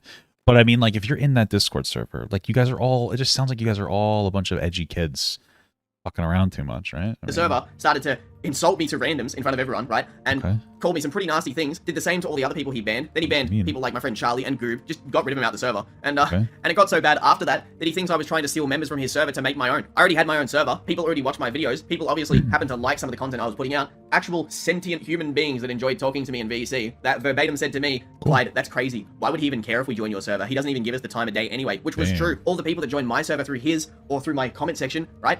Those people never interacted with Seth the same way his lackeys did whatsoever. He never even liked these guys. In fact, one of them named Charlie, who was also from Australia like me, he became friends with me because while he was getting bullied in that server at the age of 15 and having his workout photos spammed by Seth in the server of 8,000 people, I was actually nice. Shitty. And this came to be over a minor disagreement where Seth got insecure about his physique towards Charlie, who was pretty fucking ripped at that age. Seth also used to post photos of a guy called Omar, who I will talk about later in this video because he's the head animator of Naruto vs. Ichigo, and Seth would pretend that this physique of his, which is, Omar, you're looking dicey, right? You're looking good, right? Yeah, he used to pretend that that was his own to randoms in his server. Okay. He also apparently used to try and do the same thing with some cosplayer and would pretty much like pretend that that was him. There was actually a time where someone was complimenting the way that my appearance looked in VC, and Seth tried to post a screenshot of myself from the iDubbbz video to put me down for some weird reason. I don't know, like was he getting insecure because another grown man was getting a compliment from someone? Like, I don't know, that was weird. The actual reason why server members of mine like Goob, Charlie Smith G, Reach, and many others— It sounds like nobody in his own Discord even liked this guy. How seriously did anybody take this kid? I'm just genuinely curious. Actually liked me was because we got along. And what makes it more weird is that why would he even care in the first place if people joined my server? He didn't even like those guys to begin with. He had issues with them on multiple occasions and talked almost all of them in private, except maybe Reach, because Reach is like rarely ever around. Eventually through messages, I got Seth to admit that he had mental issues, and it genuinely got so exhausting dealing with him. Okay, so apparently does he have actual mental issues? Does he have like diagnosed paranoia? I don't know if that's like a specific diagnosis, but okay. I can frankly say that to this day, I have never had any experience, right, like this kind of stress from any other friend or content creator on YouTube to this degree. When I edited a video for Nuxaku, he was chill, gave me more time. Swag Kage, never complained, always chill. Chuck, super lenient, wasn't rude, respected how time consuming the work was, gave me like 2 weeks one time to edit a video because I needed to juggle both Steph's channel, my channel, and his video, and he didn't even care. He said it's all good, bro, to send it over whenever. I will admit, there was probably like 2 through 5 times max where I did make mistakes with videos, or there was like an audio issue where I had to bang out, say, the top 2 to 5 out of that 20? It's kind of a lot, no? Video in 24 hours, which was like 20 minutes. And I took an extra day with Seth's Kingdom Hearts video, which honestly was a hard video to edit, not only because I had to download so much footage of stuff that I didn't know about, right? But I didn't even care about the series. I didn't grow up with it. You gotta understand, it's hard to have ideas to edit videos and improv editing while you're doing it, right? And know exactly what to do with footage or understand references and stuff that would appeal to the fans if the content is foreign to you. In fact, here's the funny part actually, guys. Not many people know this, but I edited almost every single fucking big video on his channel. God of War, that was me. Goku vs. Superman, that was me. The Death Note videos with millions of views, perfect looking footage, and all the most amazingly placed scans and music choices, yeah, that was me. The Naruto content, which looks like it has identical editing to Clyde's Naruto videos, yeah, that was me again. I edited his videos, made his thumbnails, helped him with titles of videos, the tags, the description, little tips and— Who cares? Didn't you agree to do all this? I'm just confused as to why this is like a... okay. which I could have kept to myself, helped him with tweets. I even managed his business email for a year and helped him make upwards of, I want to say in the range of $25,000 to probably $35,000 from advertisement deals, which he'll probably say, oh, I could have got them myself, but that is definitely not the truth because I even went out of my way to reach out to sponsors or handle all of the negotiations, which he— Okay, why? Okay. He was too immature to deal with. Sometimes I'd even avoid getting a deal for my own channel to secure deals for him. Along with that, here's a message from one of the— Sounds like you made a lot of bad choices. God bless you for your work ethic, but how does this make him a bad person? He sounds like a lazy, kind of entitled dick, and then you sound like somebody that's like an overachiever. And good for you, because you can carry that work ethic onto your later work, but, I mean, yeah, okay. Sponsors literally bitch because he was so hard to work with and how he cancelled on a whim at a deal that he just like decided, I don't really want to do that anymore. The most recent one too, which you can see on the screen. NY super chatted $1.99. Good Lord, Papa, you dripping today. Thanks, brother. So just so you guys know, to everybody that might be upset with this video so far, and maybe it'll get to something after, you know, the next hour. Sauce Tiny, he's the one who just donated $2. He was the one who recommended this video. Okay, he was the biggest. He wanted me to watch this. All right, guys. Was $18,000 for a single video. I also got a deal which was pretty much the same for Swag Kage, and yeah, we'll come back to that because it's pretty important for the video. As 2018 went on, it got to a stage where I was legitimately sick of working with Seth. If he was nice to me, I would have happily kept editing, but he was being a legitimate douchebag to not just me, but so many other people that I knew. I'd actually be depressed knowing that if I don't respond to a message he sent me, he would get suspicious or just cause drama on a whim. I also never— Well, don't you have a contract with him at this point to do 20 of his videos, so that kind of makes sense? I had any bad experiences with many people in the community that I sadly had to cut off, like Noodles or Omar, and I had to remove them because if I didn't— I had to cut off Death Noodles too, brother. He's such a meanie head. Seth would be suspicious that I was doing something wrong or meddling with his work or whatever else paranoia was inspiring him to say. Like, it was ridiculous. Here's a screenshot of him threatening me after I had to explain that I wasn't involved in SmithG not wanting to work with him. I had nothing to do with the situation. It was during a time period where Seth, out of nowhere, had just deleted me off Discord because I told him to stop being a baby because he was like, you're a bad friend, you don't care about me, I know you don't care. After I'd spent countless calls trying to tell him to see a doctor, get veneers, look after himself, how to take care of his facial skin with different kinds of creams and so on, even helped him pick out damn clothes for fuck's sake. And I'd get treated like that on a whim because he's having a bad day. It actually had nothing to do with anything like me being involved. Smith straight up told me that he genuinely felt uncomfortable working with Seth, and he knew that if he did, shit was gonna go wrong. To give you a consistent example of that too. NY Super Chatted $4.99. God bless you too, Papa. God bless you. Spoiler warning, this vid is kinda nothing Lamau.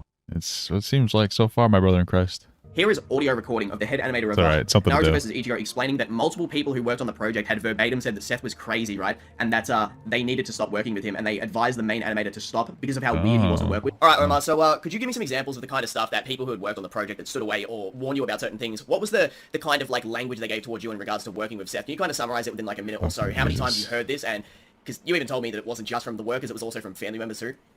Yeah, so like the animators themselves all specifically said he's unstable, like crazy, and they don't want to work with him. A lot of people said they don't want to work on it again unless I'm at the helm, and were specifically only going to work on it if that was the case. I had the music guy specifically work with him for about a month and say to get away from him. The dude is seems like this guy is just the James Corden of the anime community. Crazy, and the way he speaks to me is not okay. And the way he speaks and treats everyone else, that the dude is nuts, and to get away from him. Friends and family also said the same. And art friends who had worked on other projects with him had said about how ridiculous he was and that I shouldn't be dealing with him to get away constantly. It was everyone telling me to move away from him when the dude's bad news, including my mother, other family members. Well, yeah, but other people recommended I watch this video too, so I figured, hey, why not? My girlfriend.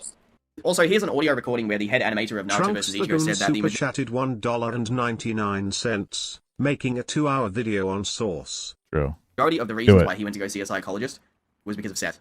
Also, Omar, could you sort of tell me, so you had said to me in private that whenever you would go to see your psychologist because you deal with some mental health issues, which is completely okay, we all have our problems and stuff, and I never judge you for that, but you had told me on more than one occasion that what usually would happen is that you would go to your psychologist and the initial meetings, which would be about you, would then diverge into pretty much being all about him. That's correct? Yeah, that is correct. A lot of our sessions would divulge about my anxiety around Seth or how he was treating me, or the various situations around him, and how to navigate it and help him, but also...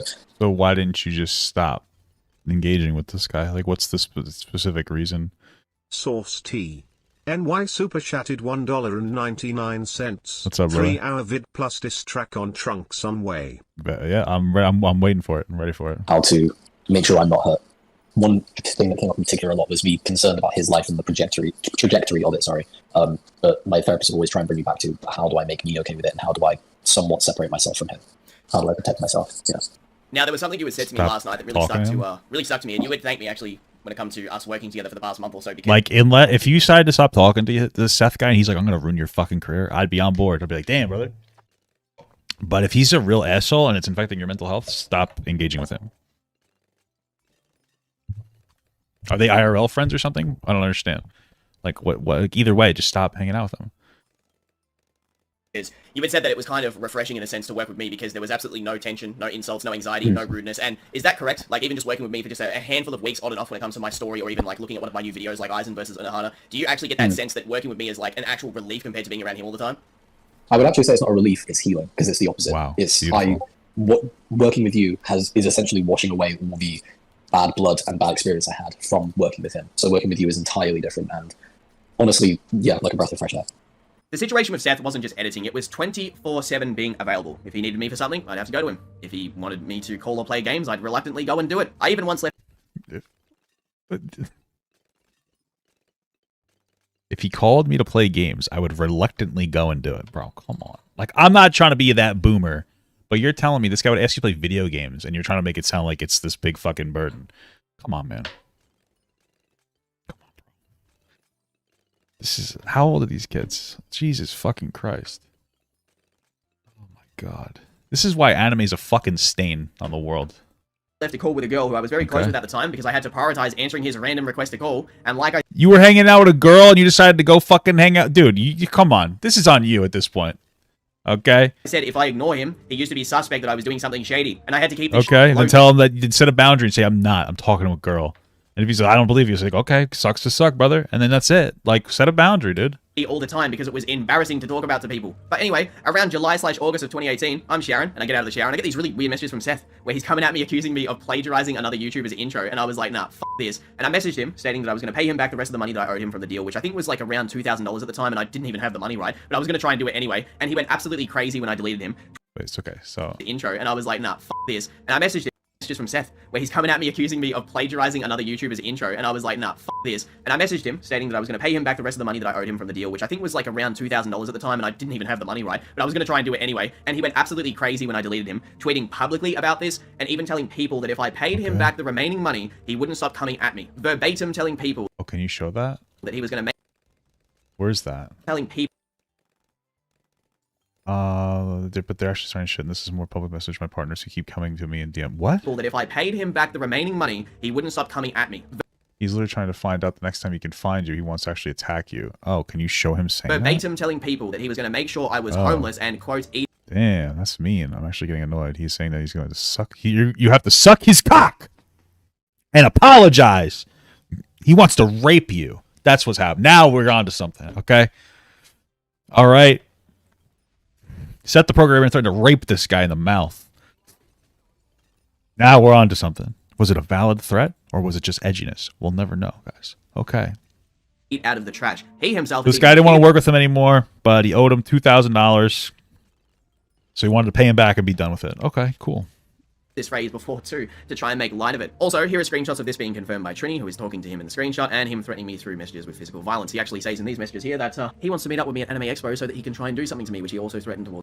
If you don't pay me by the date you giving, I'm filing, so hurry the fuck up. Also, you're gonna be at the Anime Expo, right? Oh, he's threatening him. Got him. It got so weird at the time that Barack Obama, also known as Saving the Bees... Barack Obama had tried to come to his friends to help you. Step in and tell Seth to stop making things public, and even Chuck went at Seth and told him to stop. Damn, Chuck involved? I will say I respect Chuck very much for doing that, because this was clearly a product of the fact that... Bro, now it's getting spicy. Chuck got involved. Holy fuck, this is getting crazy. All the years that Chuck had been around Seth, he clearly thought, yeah, this isn't cool, dude. This is not cool, just like even Trini said. At the time, my friends Corey, Smith, John, Tibbo were all supporting me, and Trini, of all people, was like, nah, this is too far, and warned me many times to keep my distance from Seth. Wow. Swag at the time, too, was helping me, and even while I was in the midst of having my name slandered, legitimate abuse of power from Seth, and sitting in my apartment thinking, holy shit, I'm f***ed, I have no money even if I want to pay him back and do the right thing, which I was attempting to do, I still told Swag to not come at Seth so hard, and Swag was about to post something in Seth... Why? Why don't you just let them do what they're gonna do? If you feel like you're being slandered, why wouldn't you let them defend you? It sounds like... I feel like nobody gives a fuck. Does anybody care what Seth has to say? It's a genuine question. Server that I will not say what it is, but I stopped him from doing it, even while I was in such a bad situation and had every reason to fight back like this. I'm sure you can guess what it probably was. If Swag is watching this, he will know specifically what I told him not to post in Seth's server. That should speak at least somewhat about the character that I have beyond just this YouTube bullshit. Eventually, Chuck was able to calm Seth down. Seth and I got into a call. We kept things cordial, and something I did, which I feel bad about to this day, was that I cut off Trini. However, during this time period, to give some context, many people like Smith had told me that Trini was instigating stuff and laughing at the situation because there was some weird third-party stuff going on, like hacking, doxing, and emails getting messed with by, we don't even know who to this day, but there's, it's probably obvious who did it. And yeah, truthfully, I didn't really know Trini that well, all these characters that well for that matter, so I just want to say, hand out to Trini right now. I apologize for being a dickhead towards you. I know that you probably don't like me, but your advice was correct, and I think that you deserve to have some credit here because you were correct and you did do the right thing. And I hope you understand the nuance in the situation of that I didn't know who to trust. I was in a situation where, although I did have friends, I felt like I was alone because I was on the verge of homelessness, so I had no idea who to trust. Like, that's just the truth. And I was very silly. My youth at the time and not having experience with this kind of stuff was stupid. I should have been more wise. One thing I was personally worried about at the time, which part of growing up, brother. Part of growing up. Unfortunately. I don't care about now, is that from my experience with Seth, I actually expected him to try and go out of his way to message. Why were you so Source scared? T. Oh. NY Super Chatted $1.99. Add alright, I'm gonna go pee to the bingo sheet. It's gonna happen soon, so. My ex-girlfriend and drag her into stuff, and you might ask yourself, how did you know about your ex? Well, obviously in conversation, like these sort of things come up, and he was curious, like what she looked like, and I was like, well, there's her Instagram, and I think in the past, I'd also shown a screenshot of her trying to speak to me, and I was just like, oh, look at this, but whatever, that's irrelevant. I'd like to avoid talking about her as much as possible, but this was the level of expectation I had towards him. Not that I was like scared that there would be any secrets leaked or anything like that, because there's not, like, there's nothing to do with her that would have come out that would have been a problem, but I actually cared about her, and I didn't want her to be anywhere near bullshit like this. That's how I perceived his character to potentially be, and trust me, I have my reasons. It got so bad that it also bled into my actual friends as well, some who weren't even associated with Seth at all. They had friends he didn't like because they were considered bad news, example being Charlie, who couldn't be friends with, say, Noodles because Seth didn't like him, so I had to tell him to hide his friendship and don't speak about it public or cut ties with him and blah, blah, blah. I actually had to do this too with someone called Cubic. I had to tell my friend Corey to remove him just solely based on the fact that I don't want there to be any suspect behavior of like, oh, is Clyde telling Corey to say something to you, Cubic? I bet he is.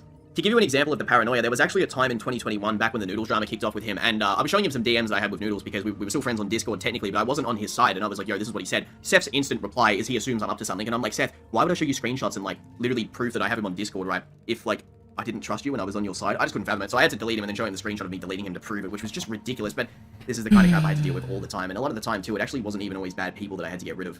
And it's funny that I use the term bad for Noodles because, in truth, he's not even bad. But anyway, fast forward to around the release of Black Ops 4, and Seth had paid me a flat fee of around 10,000 USD to edit for him, which was after we had sort of remedied. Wait, I thought that you guys, so you had a falling out, and then you guys got back together. Okay, so then he offered you more money to do a video. Things when we made contact after Chuck had calmed him down, and Seth was being super nice to me, and he was actively trying to avoid doing weird stuff towards me, but a lot of it was mostly me carrying that because I'd left his Discord server, stayed away from his friends. I wanted to make it so there was zero possibility that he could accuse me of weird stuff, and even with all those efforts, it would still always be a problem. Okay. I frankly needed the money, and he needed an editor. Because he can't actually edit, and what he can edit, like I said before, looks like Windows and Movie Maker type videos. For the next few months, we were getting along a lot better than before, but it just slowly went back to the same again, and I had warned him before to stop being disrespectful and rude towards me many a times. This was a continuous rinse and repeat situation. He's nice to me, I'm enjoying it. He pays me money to edit, I think things are cool. I'm now in debt to him, rinse and repeat over and over. Not even joking, it felt like at a point that I was in a homosexual relationship with him because I feel like this whole in debt to you thing is just so forced. What it sounds like to me is you guys work together, he's an asshole, you stop working with him, then he offers you money to work with him again, you take it, then he tries to not be an asshole, and then he slips into being an asshole again. It doesn't sound like anything like any indebted ass. I mean, like maybe. That's a lot to prove that he was trying to put you in debt just to fucking abuse him in some capacity. I mean, it just sounds like you made a bad choice to rework with the guy again. So my friend Corey had said verbatim to me, if this was anyone else, you wouldn't deal with it. And he was right. So but before this, in December of 2018, something really weird happened to me that I honestly am very embarrassed to speak about. However, I'm going to be transparent with it because I have nothing to hide. And this made me pretty worried about having issues with Seth. And if I knew what I knew now, I wouldn't be as worried about it because it was honestly silly. So it looks like he was talking to a 16-year-old, a 17-year-old when he was 20. Who cares? Is that what this is? Legit, I'm so red, blah, blah, blah. I was 20. When do you turn 18 again? Because I want to go. Okay, I don't care. This is what this is. I was so worried, but I'm just going to tell you guys because I need to get this off my chest. From around July of 2018, I was talking with a girl on Twitter, on and off. This person and I were friendly with one another, super flirtatious, and before you ask, I neither sent nudes nor requested them. What ended up happening? Personally, wouldn't care if you did. You're 20 and she's 17. Now, is it legal? No. If you get arrested, I also don't care. But morally, 20 and 18, 20 and 17, don't care. Just don't give a shit. And thank God I have proof of this, was that this girl had been lying about her age to me.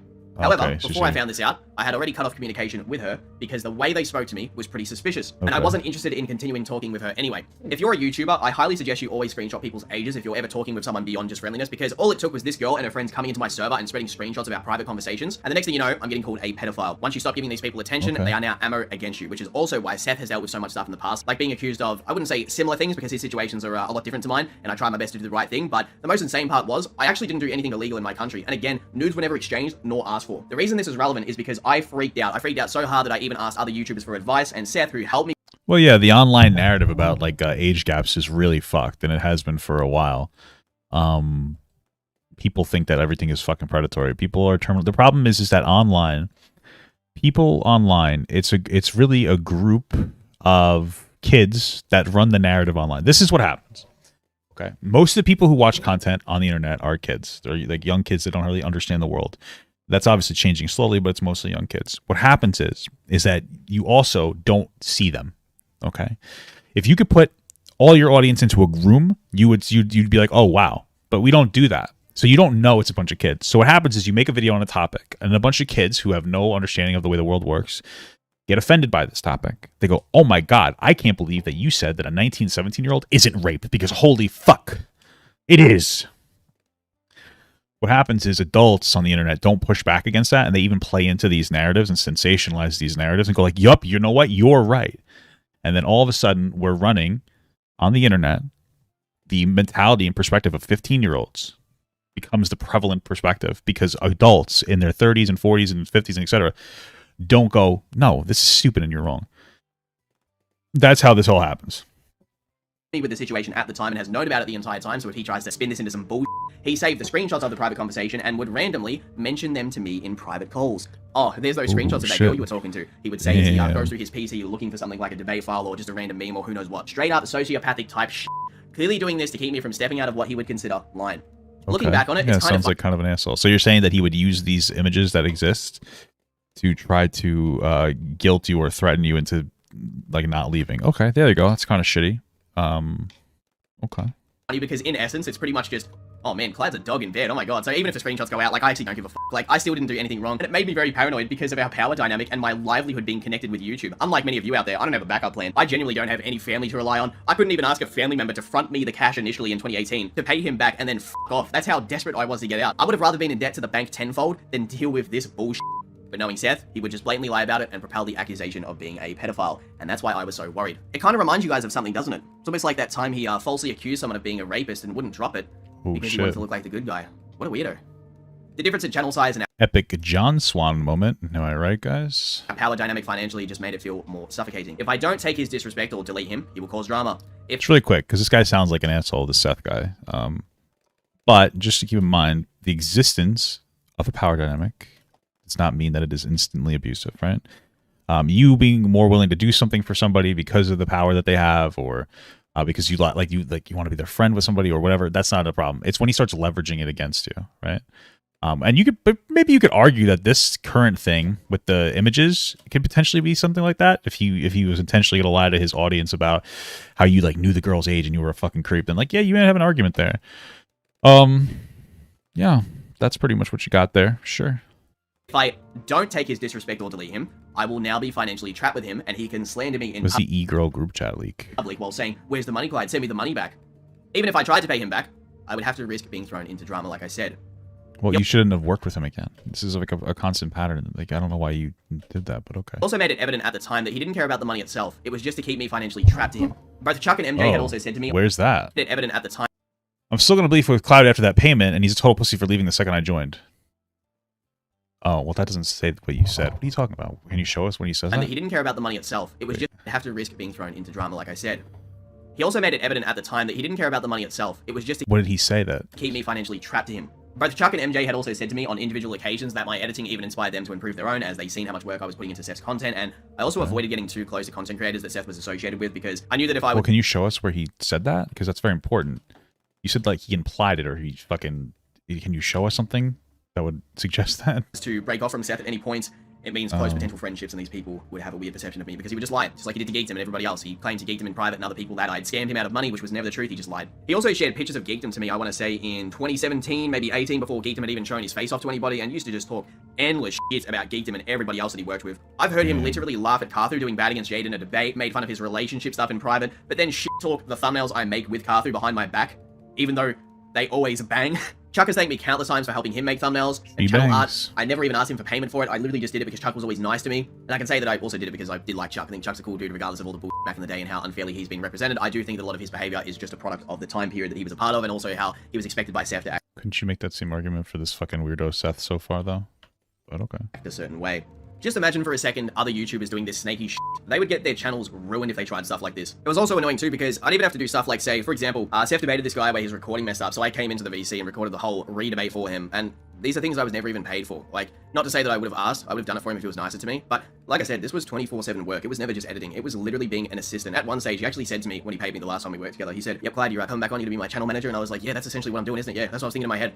I also was so loyal to Okay. I mean, it just sounds like you should have advocated for yourself better. I don't know what to tell you. Okay. Okay, whatever. Seth too, because he saw me as a bit of a threat due to how hard it was for me to be controlled and how I would always talk him. And unlike his usual lackeys, we used to argue. It's a tough video to make a video that talks about, and you try to suggest that he tried to keep you financially beholden to him, to manipulate you and control you, and then you turn around and say, but I couldn't be controlled by him, and that's why he didn't like me, right? So... He saw me as a bit of a threat due to how hard it was for me to be controlled and how I would always talk him. And unlike his usual lackeys, we used to argue a lot behind the scenes, but not many people even know about this stuff. As you can tell by our personalities on stream, we are very much like water and oil, and I did want to help him succeed. I truly did. Before we worked together, no one had helped me out financially like he did. And I grew up in a pretty bad area as a kid, which I don't want to exaggerate, but it was such a bad area that like pizza guys wouldn't even come to deliver pizza, and our school had to have like a massive steel fence put up around it because What about pizza girls? it was so violent in the area. There was shootings, gang violence. Most people I grew up with couldn't even afford to have school lunches or pay their bills. There were time periods when I was a kid where like my mother wouldn't even pay the internet bill for like 3 months. Like, and sometimes we wouldn't even have enough for milk and bread because they would prioritize alcohol and cigarettes on top of that. That sucks. Looking man. back, I gave him way too much credit for what was in truth to him pocket change. I mean, listen to him speak for himself. Seth has plenty of money. he's a millionaire. And this ties directly into Naruto versus Ichigo, which epic capitalism moment, baby. Yeah, that sucks. I mean, if he was paying you less than you're worth, it sucks, I guess. I just, you know, you should have, I guess you should, you know, that's part of being young. You gotta learn to advocate for yourself a little better.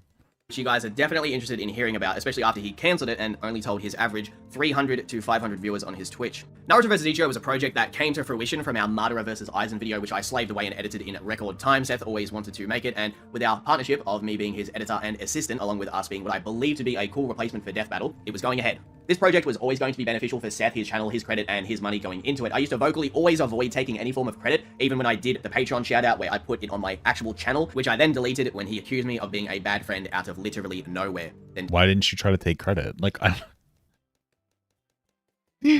this guy seems to have like a misplaced sense of of morals. It's like, yeah, I wouldn't even take credit for it. Now, if he yelled at you for taking credit for it, then they'd have a problem, I suppose. But like, it seems like he's constantly like, yeah, I didn't even want money. I didn't even want to take credit. I didn't even want this. I didn't want that. I didn't want... Well, you should have just said like, yeah, I worked on this project. Like, why not? What's the issue with saying that? I don't understand. Deleted me, due to me apparently not giving him enough attention when he thought that he was very sick from a certain thing which led to the world being locked down for the past 2 years. Okay. There will be an interview of me speaking with the head animator about the process of... Wait, sorry, he had COVID? And out of literally nowhere. Then deleted me, due to me apparently not giving him enough attention when he thought that he was very sick from a certain thing which led to... Oh, he thought he was sick? Did he not have COVID? Like, I'm not understanding what your words mean. So did he pretend to have, like, he not have COVID? Is this guy just like a fucking massive paranoid weirdo? Or... Well, being locked down for the past 2 years. Okay. There will be an interview of me speaking with the head animator about the process of Naruto versus Ichigo, so if you want to know the actual full story about the whole project without Seth twisting it, you can listen to that, because this animator was too scared to even speak to me about this stuff without thinking that I was going to tell people about it, and I want his story to be told because he has been kept under Seth's thumb for such a long time, and if you guys see the shit that Seth has done to him over the years, you are going to be sickened. If the art and animation community has any balls and wants to come after one motherfucker, now's the damn time. Because with all of the crap that Omar has put up with over the years and how badly he's been treated with no one being able to stand up and say something to defend him, I feel bad for him because he works so damn hard and I've never had a bad experience with him a single time. The interview will be linked below. Make sure you download it and share it everywhere. I would like his story to be told. I also removed our banger debunk of... I don't know if I'm going to watch more of this shit. Of Madara versus Aizen because of cringe shit like this, where I confronted him and he tried to play it off as, oh, it's just my Seth character, Clyde. What do you mean, bro? That's how I act all the time, even though I know him better than anyone else, and it's very cringe to listen to an excuse like that. Yeah, I wonder what I'm gonna say for a week, because even we have trouble with some of this shit, so... I don't have no trouble with that, you think. I'm a beast. Shut up, bitch. If you actually listen to the video, even Chuck makes fun of him here because he can hear how lame Seth's being. There were 3 occasions where I stood away from the project, and during the most recent time was the final... Seems like everybody just clowns on the Seth guy. Like, he seems like nobody takes him seriously. I don't know. This was mostly inspired by something I'll explain in a second, but let's run through some stuff about the project, which if I don't explain here, will never be told from my perspective, which I know I'm gonna get slandered for and thrown under the bus as a scapegoat. Clyde has me blocked on Twitter. You know what I mean? He has me blocked, right? So I was actually gonna continue animating or trying to get Naruto vs. Ichigo animated, but I got blocked by everyone. So like, Number 1, I helped the project get its initial Patreon money by uploading a shout out that I instantly deleted once Seth had spurged out in my messages about me apparently being a bad friend and not being available 24/7 when I also am juggling my own videos at the same time that he genuinely couldn't give a fuck about, to be honest. I bet if my channel had gotten taken... Were you still under contract with him? I mean, that might have been why he was up your ass about it. I'm just saying, like, it seems like he constantly put himself under contract. So maybe he was annoyed because he wanted you to finish his work first since he's paying you for it. I could be wrong, but this video's got interesting context. Taken down for copyright or hacked or something like that, he would have loved it because then he would have had me under his thumb, completely reliant on him. Along with that, he has lied to you all about how much the project made and how much he did in regards to the project. In my content of the past, I hyped up Naruto vs. Ichigo all the time in videos that weren't even relevant to it, like for example, my Mugetsu video, and purposely hurt my own channel's content by having to avoid talking about war-related power scaling, as it would spoil the video as the anime is returning.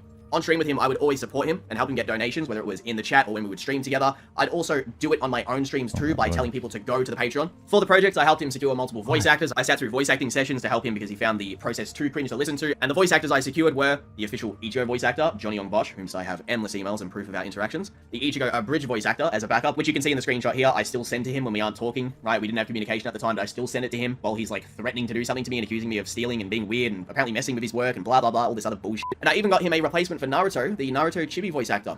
A very nice woman, by the way. I actually regret that I had to cut her off. And after I was able to get the real one to reply to us on Twitter, which he had no...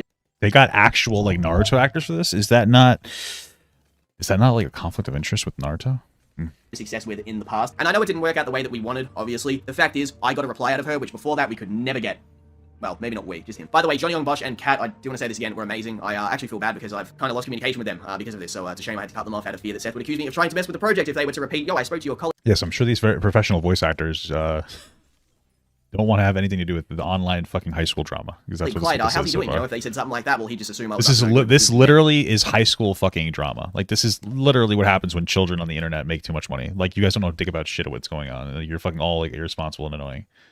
That's pretty much all this is. The case. I helped supervise the entire Bleach portion of the fight and was going to reread the series to scale Ichigo from start to finish, which he cancelled the idea of the fight breakdown itself, the part where we go through the stats and feeds and explain who would win alongside the animation, because he wanted the clout from the fight being uploaded without any talking or anything like that. And he started to say that no one would be credited in the video after I confronted him about how he was acting weird in our second Patreon shoutout that never got uploaded. The audio for that was genuinely cringe, and you could hear that I was trying my best to never take too much credit, infer that I did more than he did, and to hype up Seth as much as possible. It was just embarrassing to re-listen to how much of a yes man I was being towards him, and how, like, in recording he would act different towards me as opposed to in private. I really didn't like the attitude that I was getting at all whatsoever. It was fucking embarrassing to be a part of. If someone donated for Naruto versus Ichigo stuff on my streams, and I implied this before, I'd always direct people and say, go to the Patreon, here's the link. I remember hyping up the chat one time so hard with him that I think we made like $15,000 in one stream, and trust me, I'm usually pretty good at that sort of stuff, but I really did try my best because I wanted him to get a shit ton of money on his stream so he'd be happy. You know what his response was? Oh man, Twitch took such a cut. I bet they didn't do that to you. And I'm just like, yeah, they did, bro. The last time I got a big stream, even close to that, I think the biggest one I had was 6K, which, you know, that's a lot of money. I only got paid half of the money because Twitch took half of it, and he just assumed by default, oh, woe is me. Seth loses again. Oh, I don't get all my money. Oh, I guess the world hates me, which I've heard him say stuff like that countless times about how YouTube's unfair, everybody's against him, and I'm sitting here like, bro, like, I'm literally like carrying 2 channels working my ass off while getting shit on 24/7 by you anytime you have a bad... Been lurking, cooking, dinner. Yeah, sadly, a lot of these behaviors are really common, and those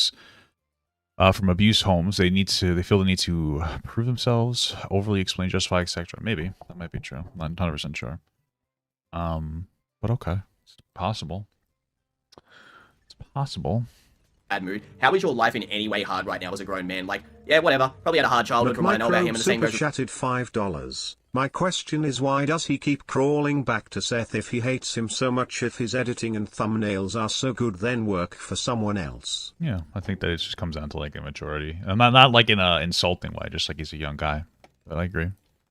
How is your life in any way hard right now as a grown man? Like, yeah, whatever. Probably had a hard childhood from what I know about him, and the same goes with myself. But as it stood right there at that point in... Wait, he had a hard childhood? How hard?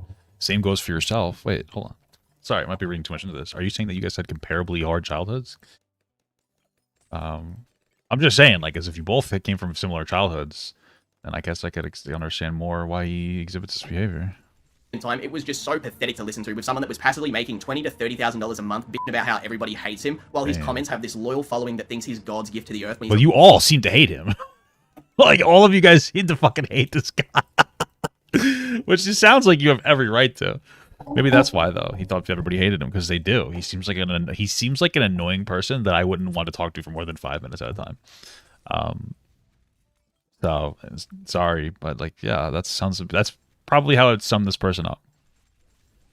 In sociopath. It was just ridiculous to listen to. I couldn't believe it. There was one time, to give you guys context, where I was trying to relate my childhood to his, not in the sense of like playing Oppression Olympics or trying to say that mine was worse, because I never do that kind of thing. But I was just trying to say, like, yo, I understand, bro. Like, you know, me and you have been alone since we were younger. You know, I'm trying to, you know, be man to man and human to human they here. both have pretty But I was just trying to say, like, yo, I understand, bro. Like, you know, me and you. He thinks his mom having a lame. He thinks him having a lame mom and stepdad is the same as being an orphan. He sucks, but it affects my thoughts on people like you or the person I've been talking to. I guess you're more trustworthy. But okay, so basically, it seems like Seth grew up in an orphanage, okay, or something like that. I don't know the specifics of his life, but it sounds like they might even have comparable lives. And if he grew up in in the foster care system, which is possible, the system is ripe for abuse. I can understand this guy being an asshole. Doesn't mean I have to like him. None of us do. But it seems this boils down to a bunch of fucking misfits that nobody, like, society didn't want. And I'm not trying to be rude about that, because it's a shame that happens, you know, because they're not inherently undesirable. It's just a rough aspect of life. That are also young, immature, and don't know how to act. Like, they have what you'd consider probably behavioral issues, right, associated with their shit. They need to see therapy or seek therapy, help therapists. You know what I'm saying? So. Been alone since we were younger. You know, I'm trying to, you know, be man to man and human to human here and really relate, because he obviously can't relate to many people given his situation growing up. And I'm not going to explain it because I'm not an asshole like that. But that being said, he tells someone in private. Well, I understand on one hand you're not an asshole like that, but on the other hand, it removes some context if we don't explain it. But it seems like they both had comparable, like, childhoods. So, you know. But man, Clyde tried to say that his childhood was like mine, and man, that just set me off. And when I heard this from that person who had reiterated it to me, I was literally dumbfounded to the point where I was like, That is pathetic. He legit thinks he's the main character of his story. Like, this is just embarrassing. Like, I just can't believe how much, like, talking about anime on YouTube and making money from it gives all these mentally ill influences this ego. Seth went through multiple families. Oh, that makes sense why he's an asshole, though. Yeah, totally understandable. Oh, that's ridiculous. Kind of reminds me of the time when Heavenly controlled. Probably has behavioral problems, bro. He needs mental health help. He's probably struggling, man. That's a really fucked up thing to go through. He tweeted that he was the main character. Pretty fucking cringe. So people always ask, how much did Clyde contribute to the project? Well, that's a very interesting question. So I started to donate pretty frequently closer to the end of when we started to talk, because that's when I started to make decent money from both Twitch sponsors and my YouTube channel, because my YouTube channel was passively making some pretty decent money. I think some months I'd made maybe like 5 to 7K in a single month, which like I'm happy to always be transparent with that stuff, and you know, I appreciate you guys very much. I'll never be like a weirdo that's going to pretend I'm like making peanuts when I'm actually making decent money. But these YouTubers, yeah, we can, if we hustle, we can make some good money. But that's besides the point. I had plans to continue doing this, especially way more consistently. I think I donated around $2,000 to $3,000 in total to the project. The issue I always found was, why am I donating money that technically will come back to me when I edit for him? I'm his source of revenue anyway. And along with that, it was honestly risky because I had to juggle his channel and my own channel plus my finances, and at the time, if he wants to, he could just ruin my life by causing drama or lying about me. Would you guys be excited to throw cash into a very unreliable project, especially when it turned out there wasn't even any reason for me to be a part of it? He was going to scrap the idea of the fight breakdown anyway, which meant there'd be no talking in the video. He also deleted me off Discord and paid me back all the money when I confronted him over an issue which I was uncomfortable with. Which was a relief at the time, because he got the satisfaction of, yeah, I deleted Clyde, he didn't delete me, I'm in control. So I was like, whatever, have that little victory in your head. And then also, so he gave you money back? Is that what you said? Or lying about me. Would you guys be excited to throw cash into a very unreliable project, especially when it turned out there wasn't even any reason for me to be a Well, didn't you put the money in there? part of it? He was going to scrap the idea of the fight breakdown anyway, which meant there'd be no talking in the video. He also deleted me off Discord and paid me back all the money when I confronted him over an issue which I was uncomfortable with. What was the issue? Which was a relief at the time, because he got the satisfaction of, yeah, I deleted Clyde, he didn't delete me, I'm in control. So I was like, whatever, have that little victory in your head. And then also, he paid me back all the money because he wanted to cut off any sort of credit from me on the project. That's how petty he is. I also never spoiled nor spoke Well, why did you... Why did it happen? about Naruto versus Ichigo's outcome. Because you said it was a good thing. Okay, whatever. Regardless of the slander I'd receive, or the lies that he would speak, or how much he would suck his own in relation to the work he put into the project. If you listen to the actual audio of me speaking to the animator, he confirms that if it was not for me, the project would have never gotten to the point that it did, both with the Bleach stuff and the Naruto stuff. I essentially carried every single bit of the Bleach scenes, except for one thing that I'll give credit to Seth for, was his writing on the narrative type story that he wanted to include with the Yuha stuff and all that for the Genjutsu scene. I was like, alright, whatever, I really like what he did with that, and that was cool. However, managing things like how the characters act in the verse, how Ichigo's powers work, how Ichigo should fight and transform in certain scenes, how his skin should connect with Naruto's punches like that. Like, should it be like normal skin, or should it feel like, I don't know, when he's in his hollow form, that it should feel like he's sort of hitting like bone, because that's how Hero is described. It's described to be bone that's sort of like protected by spiritual pressure. So when it connects, if you watch Ukiyo versus Ichigo, there's like blue spiritual pressure sparking off of his like limbs. Grimjow was the same. I'd spend hours rendering out clips for reference scenes. I'd sit with the animator to make sure that I could show him exactly what I wanted for choreography. I'd always be nice to the animators too. One of my biggest complaints was always the faces with Ichigo, and he would go back and fix them up to copy what I wanted. And he would listen. Like, there is countless parts of the recording, which is huge, by the way, where we go through the whole project. And I hope you guys listen to it, because you guys are going to be shocked at the absolute crap that went on with that whole project, and why I was obviously happy to step away from it. I mean, so far from this video, I don't even want to go near that video. Sounds like it sounds like a big old, oh, I had a bad relationship. I don't know, man. I nothing that you guys have experienced seems to be any worse than like an actual working like a real job. So, okay. I mean, we started this off by trying to make the claim that this kid was abusive Seth because he asked a girl if she was on the spectrum. It's not a nice thing to ask, but in a community where you guys are showing multiple screenshots of fucking throwing around the N-word, okay, and saying a bunch of edgy shit, like, you don't think that's abusive, okay? You don't even agree with yourself from the start. Like, this started at like the beginning. Well, this is all stupid. Oh, I'm so sorry for you. He asked you if you were autistic, and then you blocked him. Like, wow, that's fucking traumatic. Holy fuck, that's abusive. Like, you called that abuse. It's like, holy shit. What the fuck's happening here? Okay. As a part of Naruto versus Ichigo, that he was getting weirdly. And then she's like, I might be. Wait, we all might be. Am I right? You'll get a diagnosis. Okay. This is fucking crazy. As the Bleach guy, genuinely a pretty insecure person. He sort of hated Swag for the same thing too, because he was so successful. Secretly, with Naruto, we are really, gay. He really did not like Swag behind the scenes. I've heard Seth complain countless times about Swag in private. He may actually try and bring up that he had plans to give the project to me to upload when it comes to the fight breakdown, not the animation, just the fight breakdown itself. However, he only decided this after I went off at him in call for acting like a snake towards me, and I had lost interest in the project by this point anyway. I didn't even care to be a part of it. I was literally sacrificing the biggest piece of advertisement for my own channel and the biggest piece of work that I could brag to people about and say, bro, look what we made together, bro. This was crazy. I even know people I went to school with that were aware of this, that I never really told about my YouTube stuff. They were just like, hang on a minute, Clyde works with Seth the Programmer and Swag Kage and all these guys. And then my friends who had contact with them would be like, yeah, he does. He's actually working on that project with Seth. And they were all shocked. But one of the reasons why I went off at him in call wasn't inspired by just anything. It was actually inspired by him messing with my relationship stuff outside of YouTube by stalking my following on Twitter to see who I was following. And then he'd follow that person and then see how I would react. And he actually did this more than once. And he kept asking me to get girls that I knew who could do art to make art for him because he knew that it bothered me to have them involved in work. I always want to separate that sort of stuff from YouTube. I don't feel comfortable mixing those things because I've just seen it go wrong way too many times. And from my experience, especially with the hostile community we're in, it just gives people endless ammo to talk about. Go wrong way too many times. And from my experience, especially with the hostile community we're in, I just want to point that out, that you're even admitting that your community is fucking unhinged. Hostile community, okay? You're part of that community, bro. I just want to be explicitly clear. Like, we can't all always be the good guy, okay? All right? If I'm part of the fucking KKK, I could be the nicest guy there, okay? I don't know how much that means, though. All right? I'm just saying. I'm not saying this is the KKK. I'm just saying. it just gives people endless ammo to talk about stuff like that. And I'm not the kind of person who would do that to others, but the proof's in the pudding. I mean, look how many people came at Swag and Alyssa back in, like, I think it was 2018 or 19. I wouldn't do that to other people. I'm just friends with those people that would. There's all these people from that sort of Afro Senju kind of community, and I don't want to put the blame on him, just to be clear, but there was a lot of people from that community who were trying to be really weird towards Alyssa, and like that's just an example of it. I'm like, nah, f this, I'm not being anywhere near that sort of stuff. So that's something that rubbed me the wrong way, and here's a recording that I had to record because of how uncomfortable I was in this call. So this is a recording of the day after I spoke to Seth, after I'd confronted him about this stuff, because I'd warned him, I was like, you know, stop bringing her up in call, like I don't feel comfortable with this dude, so he does it again, but this time he was threatening to go to her to talk about relationship stuff with her in private to try and like mess with me, and I was like, nah, this is too far, man. Like, I'm on the line of like dealing with someone that if I continue to take this sort of like disrespect, or it wasn't even disrespect, it was borderline evilness, that I had to look at myself and say, Clyde, you're being a bitch, you have to stand up for yourself. And I agree with that. Yeah, listen to the recording. I'm not gonna lie, I almost did a naughty. I almost did a naughty, but I had self-control on character development. What the fuck did you do? So I was gonna message that girl, and I was gonna be like, don't worry, I'm not doing it. But I was gonna do a naughty, and I was like, look, you should like, all right, keep this between us. That's what I was gonna say. I was like, keep it between us. But tell Clyde that I was like asking weird questions about his dating life, and that like I was trying to get him like to break up with his like girlfriend, like or something, like just to make him paranoid. I was on demon energy, bro. But I didn't do it. It's gonna be awful. But it's okay. I said no. Because like when we first started calling, there was so much energy, and then when I like told you that, you got quiet. Oh, like, listen, I didn't know how to reply. It's like, do a pat you on the back for not No. I know what you mean, but like then after that, like the energy of the call was just like low. I was like, oh god, what did I do? I shouldn't have said anything. Well, yeah, it's like I had to reply to that. You know, it's like I was gonna do something that would have caused heaps of problems. But you know, if I did the same to you, you'd be like, this. It'll cause heaps of problems to make you paranoid. Wait, would it cause heaps of problems? Maybe I just have to deal with replying to someone. That's about it. But I'm like, yeah. Nah, I guess problems is an exaggeration. It's just more like, oh, now I'm gonna just deal with this. Like that'd be it. Okay. Be fucking funny, goddammit. What is this audio supposed to communicate to me? That you're all a bunch of fucking weirdos? I should ask you guys if you're on the spectrum, okay? Sorry, it's a little bit of a joke. Okay, cool. I wouldn't do that to you, though. I'm reformed.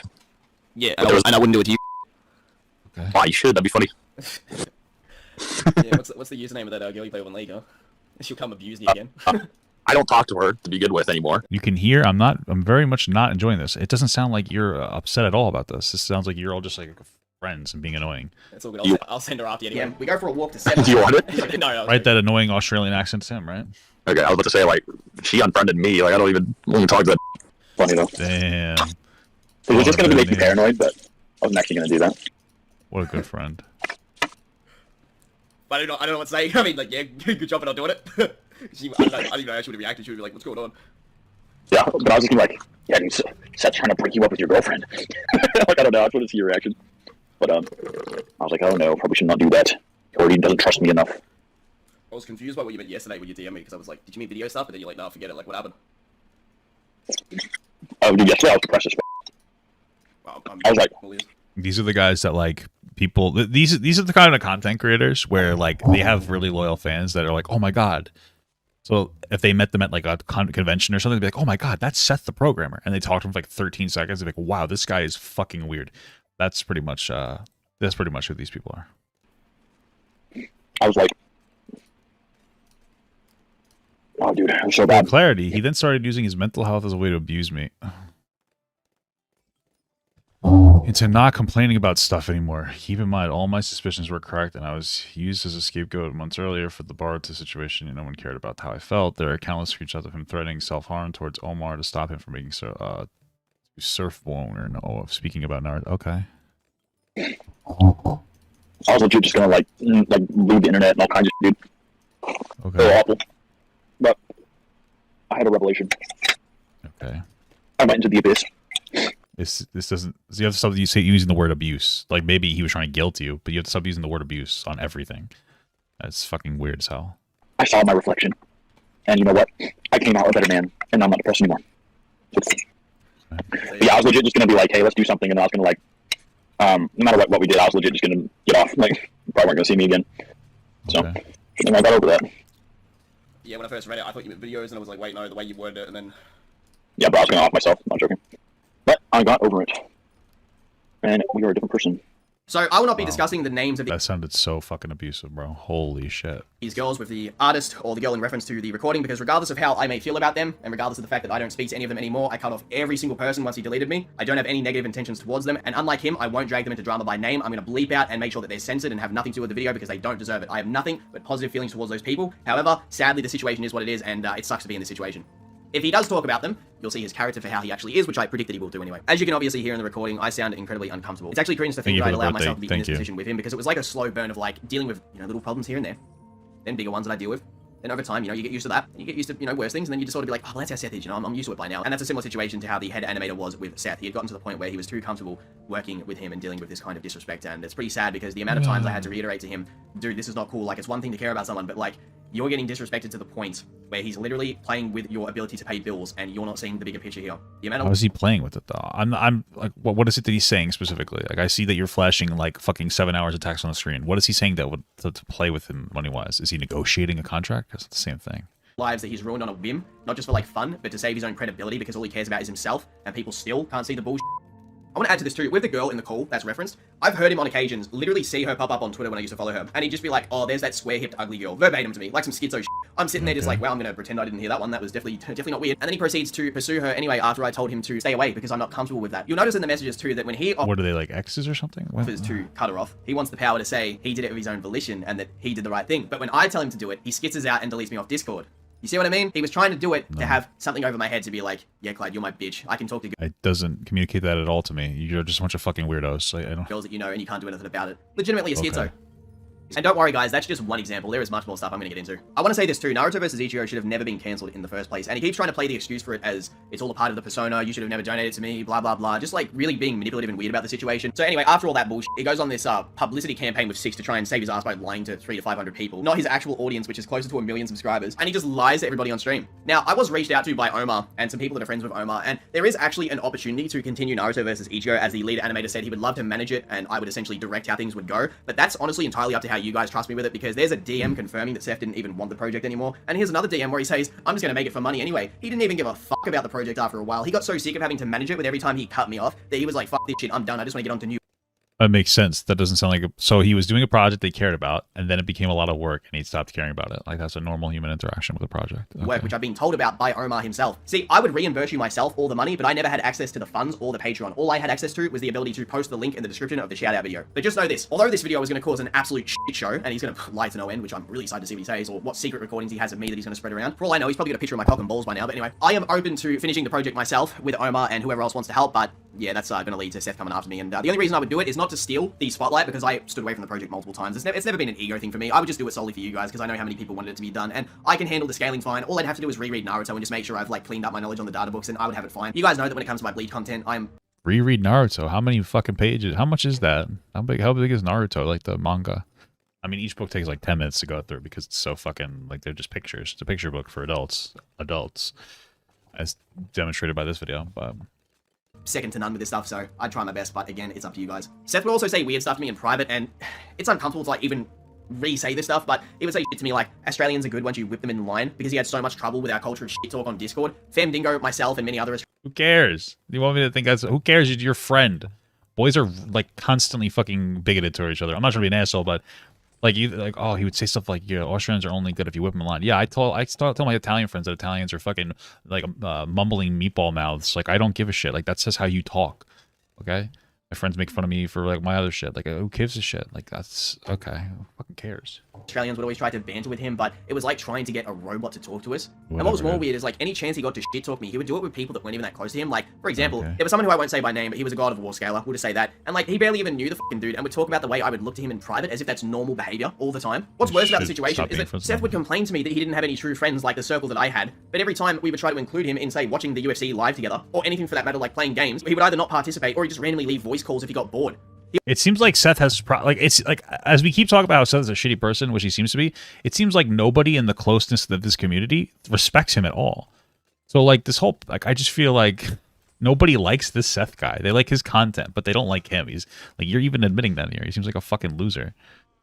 He also left my servers multiple times, making this even more difficult because he hated being around my friends. So even though I made efforts to have him a part of this stuff and people were open to doing it, even though a lot of people actually didn't really like being around him, I had to dance and control the conversation so that he wouldn't leave. It was weird. Like, I don't even know how to describe it. It's like an abusive relationship. To test this theory too, I was actually in a public VC on my server, and I think I was doing some editing at the time, or maybe I was, I don't know, watching like Painkiller already or something like that. And Seth joins and I see it, and you know, I'm talking with him for a little bit, and I wasn't really keen to speak with him, to be honest. So I messaged my friend Charlie, and I'm like, yo, join the VC because I know he's gonna get bored and he'll leave. And didn't take very long. 10 minutes later, he leaves the call because he didn't want to talk to my friend. So he never actively even tried to make an effort. And when people would speak to him and like have actual good conversations with him, or at least they thought they would, he'd like randomly mute his mic, or he'd be like, yeah, I'm back. And it's like, I don't know how to describe it, but it's just not normal behavior. I had plenty of times where I had to complain about him over the same thing while playing Red Dead Redemption with him. So, you know, you guys are probably thinking like, this sounds like a made up story because it's so ridiculous. But if you guys knew how fake he is on stream as opposed to how he acts in private, you know exactly why I'm describing him this way. Almost every time I'd listen to him interact with his mods, it was all these people that were whipped in line and were so used to his weird, fake, American Psycho, Patrick Bateman personality that they had no idea they were being played like a fiddle. I also attribute that Seth having trouble with Bucky and satire would also add to this disdain for Australians because he really does not like us. And listen, I'm not ultra patriotic, but Australians are pretty famous around the world for being nice people, and I didn't like sitting there and hearing this bullshit being called. I'm sure if I look through my PC or my portable hard drive, which has a lot of recordings on there, oh my god, so much Discord stuff, there's probably multiple recordings of stuff like this in there. Here's something pretty cringe, by the way, to really You did physical intervention with 2 people today. Hopefully you're right, baby. put into wider perspective as to how much I really didn't like talking to him or hanging out with him and how much it was really suffocating. I once blew $1,000 on lottery tickets because I wanted to win so I could pay him back what he had paid me in total and more, and then I wanted to delete him That's called a fucking poor person's tax. The fact that you even consider doing that is fucking ridiculous. off everything, just so that he couldn't be like, oh, well, I've given him money and look what he, you know, I just wanted that excuse completely gone, just because it was like, I've never met someone who, on one hand, Wait, hold on a second. Let me just... how much I really didn't like talking to him or hanging out with him and how much it was really suffocating. I once blew $1,000 on lottery tickets because I wanted to win so I could pay him back what he had paid me in total and more, and then I wanted to delete him off everything, just so Wait. Am I expected to believe that? Do I believe that you spent $1,000 on lottery tickets to pay back, what, $2,000 or something? I don't know if I believe you. I feel like, I just don't know. This sounds suspicious. so that he couldn't be like, oh, well, I've given him money and look what he, you know, I just wanted that excuse completely gone, just because it was like, I've never met someone who, on one hand, will act like he's doing a good service by giving money to those and helping people out, but then on the other hand, it's nothing but ammo. Like, it's really the opposite of the kind of person he was trying to portray himself as. I once heard him say this thing to me once where he said that he wanted to give money to homeless people, right? We were talking about how whenever I go to the city, I always give homeless people money. I did it when I went to Sydney too, because I couldn't believe how many homeless people were in that, like, that crossroad part where the massive, sort of like the mall is with the multiple stories. I see this homeless dude there, and instead of giving him coins, I gave him a $10 note, right? And I was explaining that to him, and he said, yeah, I think I just one time gave this dude like 50 to 100 bucks randomly because, you know, like, I just didn't want to end up like him, and I was just like, okay, you didn't give it to him because, you know, like, you feel genuine compassion for him, and that was how he replied. I think he said some shit where it was like, who cares? What a dumb criticisms are so fucking childish. Hold on. So you gave somebody money, and then he recalled the situation where he gave somebody money, but he did it because he wouldn't want to end up like him. And now you're criticizing him for giving that person money? Holy fuck. Like, we're on Mr. Beast levels of fucking insanity at this point. he wanted to give him money so that he couldn't imagine himself ending up like that guy. And I was just like, maybe it was miscommunication and he spoke weirdly, but it just always was burnt into my head because if I give money to someone, I don't do it for the ability to brag. I do it because I want to legit help someone get out. That's not what what do you mean ability to brag? He didn't do it to brag. You said that he did it because he didn't want to be like that person. What? Bro, do I have a fucking aneurysm? I'm so confused. What is your point? You people, holy fuck.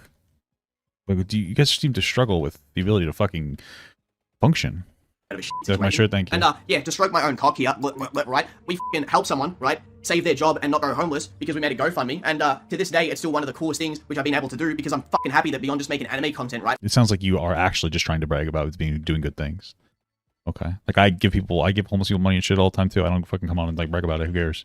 All right. Like, what do you, like, it's weird. Like this, you don't even have a criticism of him here. He literally said he gave somebody money because he doesn't want to end up like them. And you're like, oh, he's just, you've turned that, this is bizarre. For a lot of people who don't really care that much about me beyond just like listening to me talk about Bleach, there are a lot of awesome people out there who I fucking love that were like, yo, let's help this guy out, and they maxed out the donation goal. So I don't know, like, it'd be cool in the future to do more shit like that if you know, this all blows over and whatever. But yeah, there you go. Seth also bragged to me in private about getting away with the satire situation and the whole stream that we did together, which like, oh, I should have never been a part of. But his whole thing was, man, my rhetoric was really good. Look at what I did there, guys. Not the fact that he defended being called a pedophile. Like, what are you talking about? Isn't that the main thing? My rhetoric was really good. Look at what I did there, guys. Not the fact that he. You should choose that. Defended being called a pedophile. Like, isn't that the main thing? It sounded like you guys are a bunch of annoying debate bros who I don't really care about this. What? Okay, like sort of trying to just be here, like, yeah, legitimate delusion. He didn't care about the truth. He only cared about his image, just like the Surfbone situation. What? Even when we played League of Legends, is he a pedophile? Why are we calling him a pedophile? What did he do that would make him pedophilic? What the fuck? We would play on Oceania. He would refer to Australians as prisoners and other terms, etc. Okay. Which was super tone deaf because it clearly made me very uncomfortable mid-game. I didn't want to sit And say that it makes me uncomfortable. Set a fucking boundary. You're in like an edgy anime community. You self-admitted, and now you're gonna cry because he talked about how Australians are all prisoners. Like, yeah, that's what Australia used to be.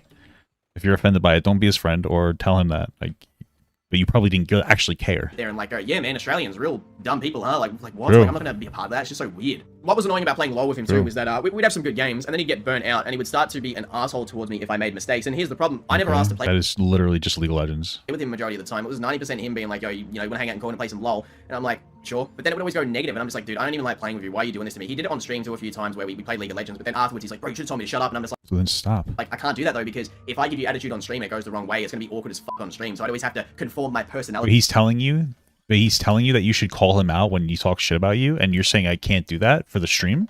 Doesn't that suggest that you're the one being performative now? What the fuck is happening here? To suit him on stream. There was even a call where Cubic, the challenger player who I sort of referenced before, was giving me tips, and Seth was calling me an idiot and saying that I wouldn't listen to them. I once made him rage quit a Discord call because he died in game, and I said the phrase certified Seth moment, to which he was saying that I was attacking his character. It was legit. Okay, you guys are all cringe. Just a bad joke, to be honest, but like, I don't know how he interpreted it that way to the point where he was that bothered that he had to leave the call, but whatever. I've even avoided him so Sounds like you're all a bunch of sensitive fucking babies. much that I blocked him on all social media, and even when he was slandering me on his streams, I simply ignore it, try to be a decent person, Well, we're at this point that this has become about, we've literally gotten into the territory here. Okay, I just want you to be very clear about what's happening right now. About how how they play League of Legends together. Okay, like their insider League of Legends drama is now part of the fucking this conversation. actively wanted to avoid the drama, and him just wanted to do my YouTube stuff, right?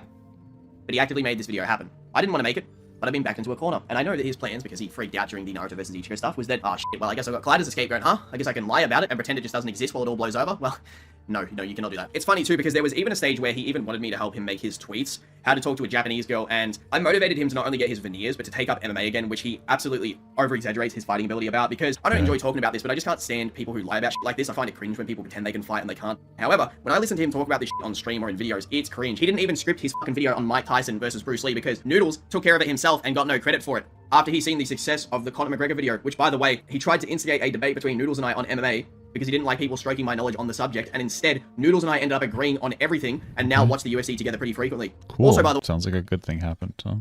way, Seth hasn't even watched my biggest video of all time, the Connor video, or any of my Bleach videos with 1 million+ views. How are you going to see your friend's channel popping the fuck off, but you haven't even watched his most successful videos? Who cares? Instead, in call, he listened to an alleged pedophile by the name of Splash and Jade give their thoughts on my Connor video and tried to point out that the dislike Why are they an alleged pedophile? We're just really loading this fucking conversation with words, aren't we? was a bad sign, projecting his own insecurity onto me, when in actuality, anyone who knows about the video, Habib fans spammed the video with dislikes because of what I said about him, and Connor fans disliked it because of the title. There are people out there, and it doesn't surprise me because MMA fans for the most part tend to be meatheads, no offense, they think the video is about me talking about Connor's bank account, based on that title. It's clearly a play on words and the whole King stuff related to, you know, his career, but no, they just think like, what are you talking about, man? He's a millionaire, you got no money like he does, and I'm just like, dude, watch the video. You might also know that he got a lot of flack back in the day for the Logan versus KSI 1 fight that he reacted to with Parrot, and this has nothing to do with Parrot here, but the lack of knowledge on the video really got him a lot of shit in the comments and on Discord, but even still, when he was streaming with me one time, I actually had to avoid correcting him on Adesanya being slandered on stream because he said Adesanya wasn't really a good fighter, and I was just like, no bro, like he's kind of like on his way to beating Anderson Silva's defense record, and he's beating everybody like they're trash except for Calvin Gastelum, and I just like, What is I'm just kind of like I drifted away. We're talking about MMA drama at this point. We're talking about how he has bad perspectives on MMA. Like, wow, this is fucking... Honestly, this guy needs to get fucking arrested because he's clearly, like, some kind of a predator for not liking the MMA. I was like, do I hold my tongue? Do I correct him? Like, you know, I'd always have to be careful with stuff like that on stream. It was actually a debate that I had with him in private about a strongman versus Francis Ngannou, and he took the side of the strongman, and Who he was cares? going to test because he was there, that I stopped debating because I was like, I need to be careful because he's going to get pissed if I beat him on this, and yeah, he thought that the strongman could just choke out Francis Ngannou, and I was like, wow, it's just anyone who knows anything about fighting, Francis Ngannou would chin any man on the planet, except for, obviously, you know, if you're talking strictly boxing, Thank God that we're talking about have this. trouble with a boxer of the same weight division, but we're talking just like normal street fight, like no random dude who lift weights is going to touch Francis Ngannou in any conceivable way. It's just common sense. He could have 100 pounds on Francis, and Francis is just going to be like, oh wow, this dude doesn't know how to throw punches or escape out of a Brazilian jiu-jitsu transition or defend a leg kick, and his... Is there like a really short version of like the breakdown on these allegations that I could look at? I might look at that after this to see if there's anything else. Perennial It's nervous. just And this now is he's like around, so I'm choking him stupid out, so he's dead, far. like, you know. There you go, stuff like that. But anyway, that aside though, he actually attempted to stop James from shooting his shot at a cosplayer that was interacting with him on Twitter in like 2019 or 2020. I think what happened was that Seth followed the girl to try and get her attention so that she'd follow, you know, him instead. And it was just weird. I was just like, why are you doing that to James? Like, he hasn't actually done anything hateful towards you ever. Like, maybe you think his like videos are bad, or you might think he's dumb or something like that, which he obviously does. And I just couldn't fathom it. I'm like, why do something so cruel like that to him? It was just ridiculous to listen to. He also did something weird like that towards What is it cruel for? I'm so me, where he Oh, because he wanted to date the girl over the other guy? Who cares? It's her choice to choose. to let him add this girl that could debate, and like, if she's out there, she'll probably know what I'm talking about. But I actually cut her off entirely, not because I had anything against her, like, and I regret being a cunt to her because I was pretty rude towards her in the sense of just like deleting her and being real dry with my replies. But I actually did it because I was like, shit, now I gotta fucking cut this girl off because now she's fucking weird. Like, I was just like, no, I want out of this, and I did. But that's an example of it too. Oh, and yeah, here's him stalking a girl I know's Instagram story, which she showed it to me. What does stalking mean to you? Like, did he fucking like what was looking at her Instagram story, or was he like legitimately stalking her? Oh, and he was even gonna try and fuck this girl called Haley, who, although at the time was 18, was a girl that was being groomed by a guy I referenced earlier as a friend, right? His name was Tippo, and he hid her age for years to the point that... Well, first of all, you don't seem to know what words mean, so I can't even take what you have to say about grooming seriously. Second of all, he's the one grooming her, and she was 18. Who cares? This entire series of events and endless recordings and emails that I have where I went to the police to take care of the situation, right, to get rid of him, the only reason Seth disliked him so much wasn't for the obvious reasons we'd all expect. It was because of some dispute they had over audio work. And don't worry, if I need to defend myself on this situation, I 100% will, because I have all the emails, all the recordings, all the evidence, and I will not be blamed for the fact that one of the guys I met in your server, Seth, turned out to be a pedophile who was doing audio for us on the side. To mention Well, I'm not surprised that a fucking weirdo in the anime community is a pedophile. Okay. this again, you'll also probably think that it's weirdly similar to the Surfbone situation, and it is. He didn't care whether Surfbone was a rapist or not, and to give the TLDR version of this, basically, someone on Discord overspoke and they had said that they had drunk sex with a girl. Seth decided to turn this person into an alleged rape. Surfbone got the girl involved to defend him on call. Alien super chatted $2. Hey, thank you so much, brother. Etc. Seth didn't care at all whatsoever. Threw him completely under the bus. Now, I want to actually say this too. I, for the longest time... Dude, I don't really know the context of the drunk sex thing.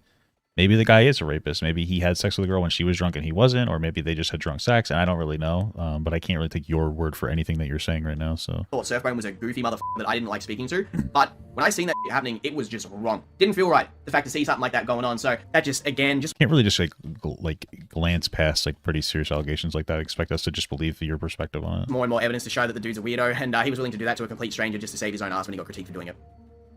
Also, he accused me of trying to steal money from him in 2019, and I was so emotional that I was literally crying in call, and I said, bro, I didn't have any intentions to do anything like this. I've always had respect for you, and I appreciate how much you've helped me, and tried to equate his 2018 paranoia to this, as if I had some weird fucking master plan, when in truth, we all thought that he was fucking crazy and impossible to be around because he was so weird to deal with. Even having a friend that was associated with someone that he disliked by extension, I'd get the fucking blame for it somehow.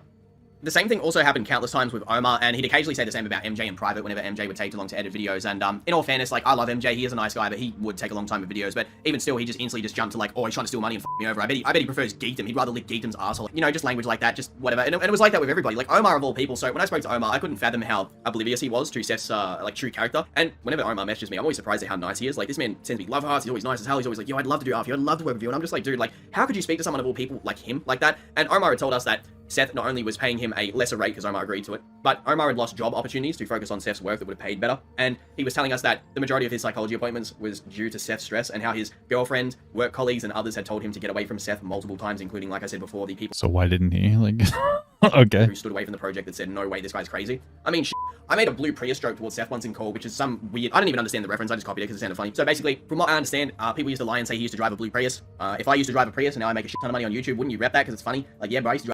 I mean, what's wrong with driving a Prius? I know the cars, like, people think it's cringe, but, like, driving an affordable, environmentally friendly car, like, yous are just weird. This shitbox, bro. Now look at where I am. I'm bowling. Like, when you brag about that, well, anyway, I made that joke towards him, and he fucking went off. He's like, where'd you hear that from, huh? What was that? What was that reference? I know what you were saying. I was like, dude, I didn't mean anything beyond just making a joke. That's it. Like, I won't make it again if you want. And it was just like, why am I gonna be so careful with everything I say in VC like that? I have so many screenshots, and I can go back and get even more if necessary. I mean, before you said that he would tell you not to be as careful, and then you would still do it. So, like, again, I don't know how much of this... Okay. Right, from our old DMs and stuff that's on old hard drives, where me just reading them, it makes me uncomfortable to look at because of how much I was getting fucked with by him and how, like, soft I was to not do something about it back then, which is more sad to look back and think, damn, I was really getting taken advantage of. And I was at my lowest point. I was considering suicide so often, right, that I would just randomly delete my social media accounts and videos and be like, yep, the channel looks clean, I'm just going to do it this weekend. And I literally bought a will kit to write out who would get all my belongings before I did it. Oh, and the call that I referenced... That is sad, for sure, but, I mean, if nobody knows that struggle, you know, like... it seems like there is a Tone lot. for thought super chatted $1.49. Okay. Papa Gut, please read the chat. We're Okay. dying here. Okay. What? What's in the chat? What happened? What are you talking about? Oh, I don't really care what you were saying. What was I saying here? This weekend, and We're finishing the video, so stop. literally bought a will kit to. Yeah, okay. So like I was saying, the fact that he might want to take his own life, that sucks, but that's not this guy's fault. I'm sure that was more than him just being an asshole to him.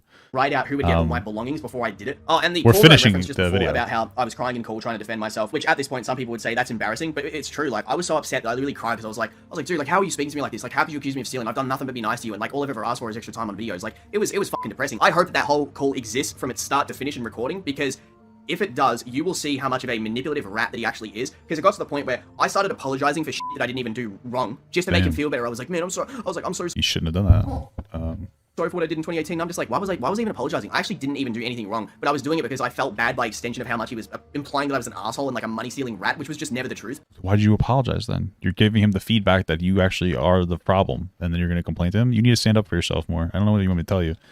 You're admitting to doing things that you didn't actually do wrong. I mean, like, okay, like, don't do that thing. And that call started. I mean, if he was accusing you and he knew you didn't do it wrong, that's one thing. But if he thought you did something wrong and you're just like, yeah, I did do that. So from his perspective, he's like, yo, you fucked up. And then you're like, yeah, you're right. So, okay. Like, that's kind of your fault for giving him that comment. To give you context, because he wanted to confront me over a random joke I made in front of webcam Parrot the day before, where I said that Seth loved traps. And Based, I do too. And he was adamant. He's like, I'm not gay. He also did something similar with Chuck and I years ago, where he took us into private calls because we kept saying that he was gay. It was just banter. Like I couldn't even care less if he actually was gay. It wouldn't have fucking mattered. I grew up with someone on Xbox from 2009 until 2015 who used to lie about his sexuality for years. Came out to me as gay, and I was like, I mean, I'm shocked, but I don't care. Like, you know, whatever makes you happy, bro. And I've had no issues about that. Ridiculous. On his streams too, and he's done this a lot even recently, like how he would brag about that he could physically assault myself, Swag, or Chuck whenever people would ask who would win in a fight, and he just sits there and brags about it like a schizo. Physically assault? Wait, so people ask who would win in a fight, and then you're trying to make it seem like he was trying to physically assault you? The tone of this, like the word that you guys are using in this video are like fucking, it just comes off as really dishonest. Hey, who would win in a fight? Oh, he would brag about assaulting us. It sounds like people asked who would win in a fight, and considering you guys are nerds that love MMA, maybe the reason is because you're nerds that love MMA, and that's why that topic comes up. I mean, all of this checks out. Like, you guys, you're overblowing the whole fucking video. Over like fucking 10 minutes, like, yeah, bro, I'd fuck him up and stuff. Like, oh, for example, during KSI versus Logan 1, when we had drama during that time period, he made this tweet where he said that he could whoop Swag, Chuck, and I's ass at the same time, and we were all tagged in it, right? And then 8 hours later, he just randomly re-likes his own reply so that we could see it. Okay. Like, that's normal behavior. Even during the drama, someone was slandering him on Twitter, right, at this time period, and they were saying that, like, you know, his videos are shit and blah, blah, blah, and I was like, this is why I said, I was like, no, bro, he bought all the manga for a series just to make one video on it, man. Like, regardless of all this bullshit, man, he works hard. Seth likes it because he's like, yes, Clyde's fucking... He bought manga? Wow, what a hard worker. He's stroking my ego, loving it. And I'm like, man, that's the kind of person I was towards him during the worst part of my life when he's trying to make me homeless. Along with this, I was shown a screenshot where someone had accused Seth of apparently making a girl suicidal or allegedly killing herself. I can't remember the specifics, but here's the screenshot right now. As I'm recording this, I'm just trying to remember what it was exactly, but I know that I have the image itself on the USB. And I showed him in private in case it was fake, when I could have just kept it to myself to use as ammo in case he popped off at me like he always randomly would. Though he may try to paint me as a money-loving rat, why would I do something like this for him? It just makes no sense. I even threw Trini and everyone under the bus to show that I was still loyal to him back in 2018, who were trying to help me, and went against all my friends' advice to cut him off. For the sake of perspective, why would I break away from him unless I genuinely hated working with the guy? I lose free promotion, Naruto vs Ichigo, payment to edit, and much more. It was so bad that I was willing to try and get loans, ask friends for money, and other means to get out of this situation. Even if I got a side job during this time period, or any of the time periods where I wanted to stop working for him for that matter, it would have been impossible to collect all the money and time because, as he says in the screenshot, he was going to pursue me regardless. Plus, how am I meant to balance my mental health and our channels, right, at the same time? It would have been actually impossible. I was literally stuck. Along with that, it should be a testament to how absolutely... Listen, bro, you asked him if he could give you $5,000 and you do like 20 videos for, well, you asked for 4,000, he gave you 5. And you do 20 videos for him, and then you wanted to get out of that because he was an asshole. But like, even in the way that you're talking, it sounds like you just never stood up for yourself. He explicitly told you to check him on the stream, and you're like, no, I didn't want to do that because it would have been weird.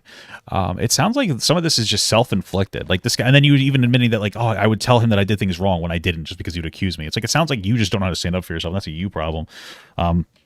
This guy seems like an asshole, Seth, but you seem like a fucking pushover. Like, I don't know what to tell you. Like, grow up. I'm not trying to be rude. I get that you were young and you made mistakes, but like, you're trying to act like he's a fucking abuser because he asked a girl if she was on the spectrum. It's just crazy. Absolutely miserable I was being under his thumb. I wanted to stop working with him in 2018, and in retrospect, I absolutely should have fucked him over like I was being accused of all the time, because he did deserve it. I've always given him credit for helping me financially. I even helped stage tweets to give him bragging rights over it to paint him in a good light. I started this YouTube thing because it's all I've had since I was a kid, and instead I've had to sit on stream for the past probably 2 years, right, on and off, miserable because no one knows my side of the story, the shit I've been going through, and my passion for this is so fucking burnt out from wasting so much energy on his channel that I don't even enjoy this as much as I once did. You know why I barely upload? Because I was so depressed and so trapped in my situation with no family and no support from anyone in this situation that my plan... It sounds like everybody hated this kid. This is the way that you present it. It's like, it seems like you probably had friends. ...to kill myself if YouTube dies because it's all I fucking have. YouTube died? Oh. Tried to do the right thing in 2018 by leaving him... I'm not trying to be an asshole, but you accuse Seth of utilizing his mental health to try to maybe guilt people, and this is just coming off just like that. I'm not trying to be fucking rude, but holy fuck. And offering to pay him back, but he didn't let me fucking leave, and said multiple times he wouldn't stop even if I paid him. So I'll say this, I'm glad I got all that... Yeah. Yeah, he said he'd fuck you in the mouth or something. ...money from his... But then you did leave, and then you decided to come back, and he didn't do anything. So we kind of know that you didn't actually take those threats seriously, so... Because I tried my very best to be a decent person with helping you secure a bag, get deals, even while you were too childish about doing them. So I did all the work to manage them. I tried my best to help rep him to the point where people just painted me as a Seth clone and fanboy. I'd essentially carry his streams when we were together. And yeah, I mean, clearly the way you acted, you were a fucking fanboy. I mean, Jesus Christ. He's right. I guess he is kind of like Homelander, because fucking the whole time it's felt like I've had to keep this stuff lock and key because he has the public convinced that he's the smartest man alive. He's the nicest person ever, right? Why would I want to be a part of Naruto vs. Ichigo? It was a toxic project that was entirely about Seth, and even the lead animator was treated like garbage. Just read the way Seth is treating Omar here, who is an absolutely amazing dude, and I regret ever speaking badly about him, as this was a byproduct of being around Seth and trying to play to his tune and be a yes man to prop him up like, yeah, Seth, yeah, he is a douchebag, he is a rat, which in itself, pretty weak of me to do that, but it's just an example of how in deep I was with him. I actually want to straight up apologize to most people out there that I've been an asshole to, whether it's a debate, whether I've cut someone off, whether I've just been like flip-floppy and just stopped talking to for whatever reason. How is it 40 more minutes of this? Holy fuck. For example, something like Sasuke Solos, like, no beef towards you, bro, it's been many years and stuff, but that's what always comes to mind, just a random person I thought it was over. Interacted with plenty of times. People in my Twitch chat, Discord, people I cut off due to Seth not liking them, and I did it all out of loyalty to him, just anyone for that matter. I'm not going to say that I'm excused because I'm not, but a lot of it was a product of the situation, expectation, and just what I was involved with at the time. You know, I had sort of a standard that I was holding myself to try and be like up there with Seth for the debate stuff, but in truth, I just... We're slowly getting used to the increased speed, so as that happens, we'll just increase the speed. Asshole, you know, all my talents that I've had have been wasted on him. All my talents with debate stuff and all that stuff have been wasted because I put it into anime shit, which is just whatever, I don't really care. Talents with debate stuff were wasted on him. Incredible. But yeah, if I do apologize to those out there who may have had bad experiences with me in the past, and I hope that it can be accepted to some degree because I'm not trying to be manipulative with this. It's just the truth. I do apologize. I even cut off nice people like Galvino so that it wouldn't get in the way of him potentially doing audio for Seth, and if you know he needed him at any time, I took an L for Seth, and Galvino had said multiple times he had no problems with me, but I still did it because I was like, yep, I don't want to be accused of trying to steal his audio guy too, so I'm just gonna leave him alone. If any other YouTuber abused their power like this, they would never have a fucking platform. I mean, the lies go. I mean, so far you haven't really showed us any abuse of power, just a lot of complaining. So far that anytime he stated his accounts got hacked, it was because he deleted them, and I know that because I was in call with him while we lied to the public about it. I wonder why he was hiding all of his social medias. Probably some weird stuff. Would I create a PO box? Probably not. I had one at one time. It just doesn't seem worth it to maintain. Out there that keeps coming up from the old days, Seth. I wonder what other stuff is going to come out if you keep kicking the bee's nest. Along with this too, here's a screenshot of him stealing credit from the animator, and the animator had told us that because of this, he can't use it in his work portfolio to show it off to people because Seth has taken Alien Super Chat $2. Look into Sirex blind. Send it in the Discord. Send it in the Discord, brother. Okay, maybe I'll take a look. I have no idea what your fuck you're talking about. Send it in the Discord. Gave me credit for the videos I would edit for him unless I would vocally say it in front of him on stream because it was kind of hard to dispute if I was to say, wait, no, I did work on it. Here's proof about it, which would look weird. But I would also try to avoid that just to stroke his ego.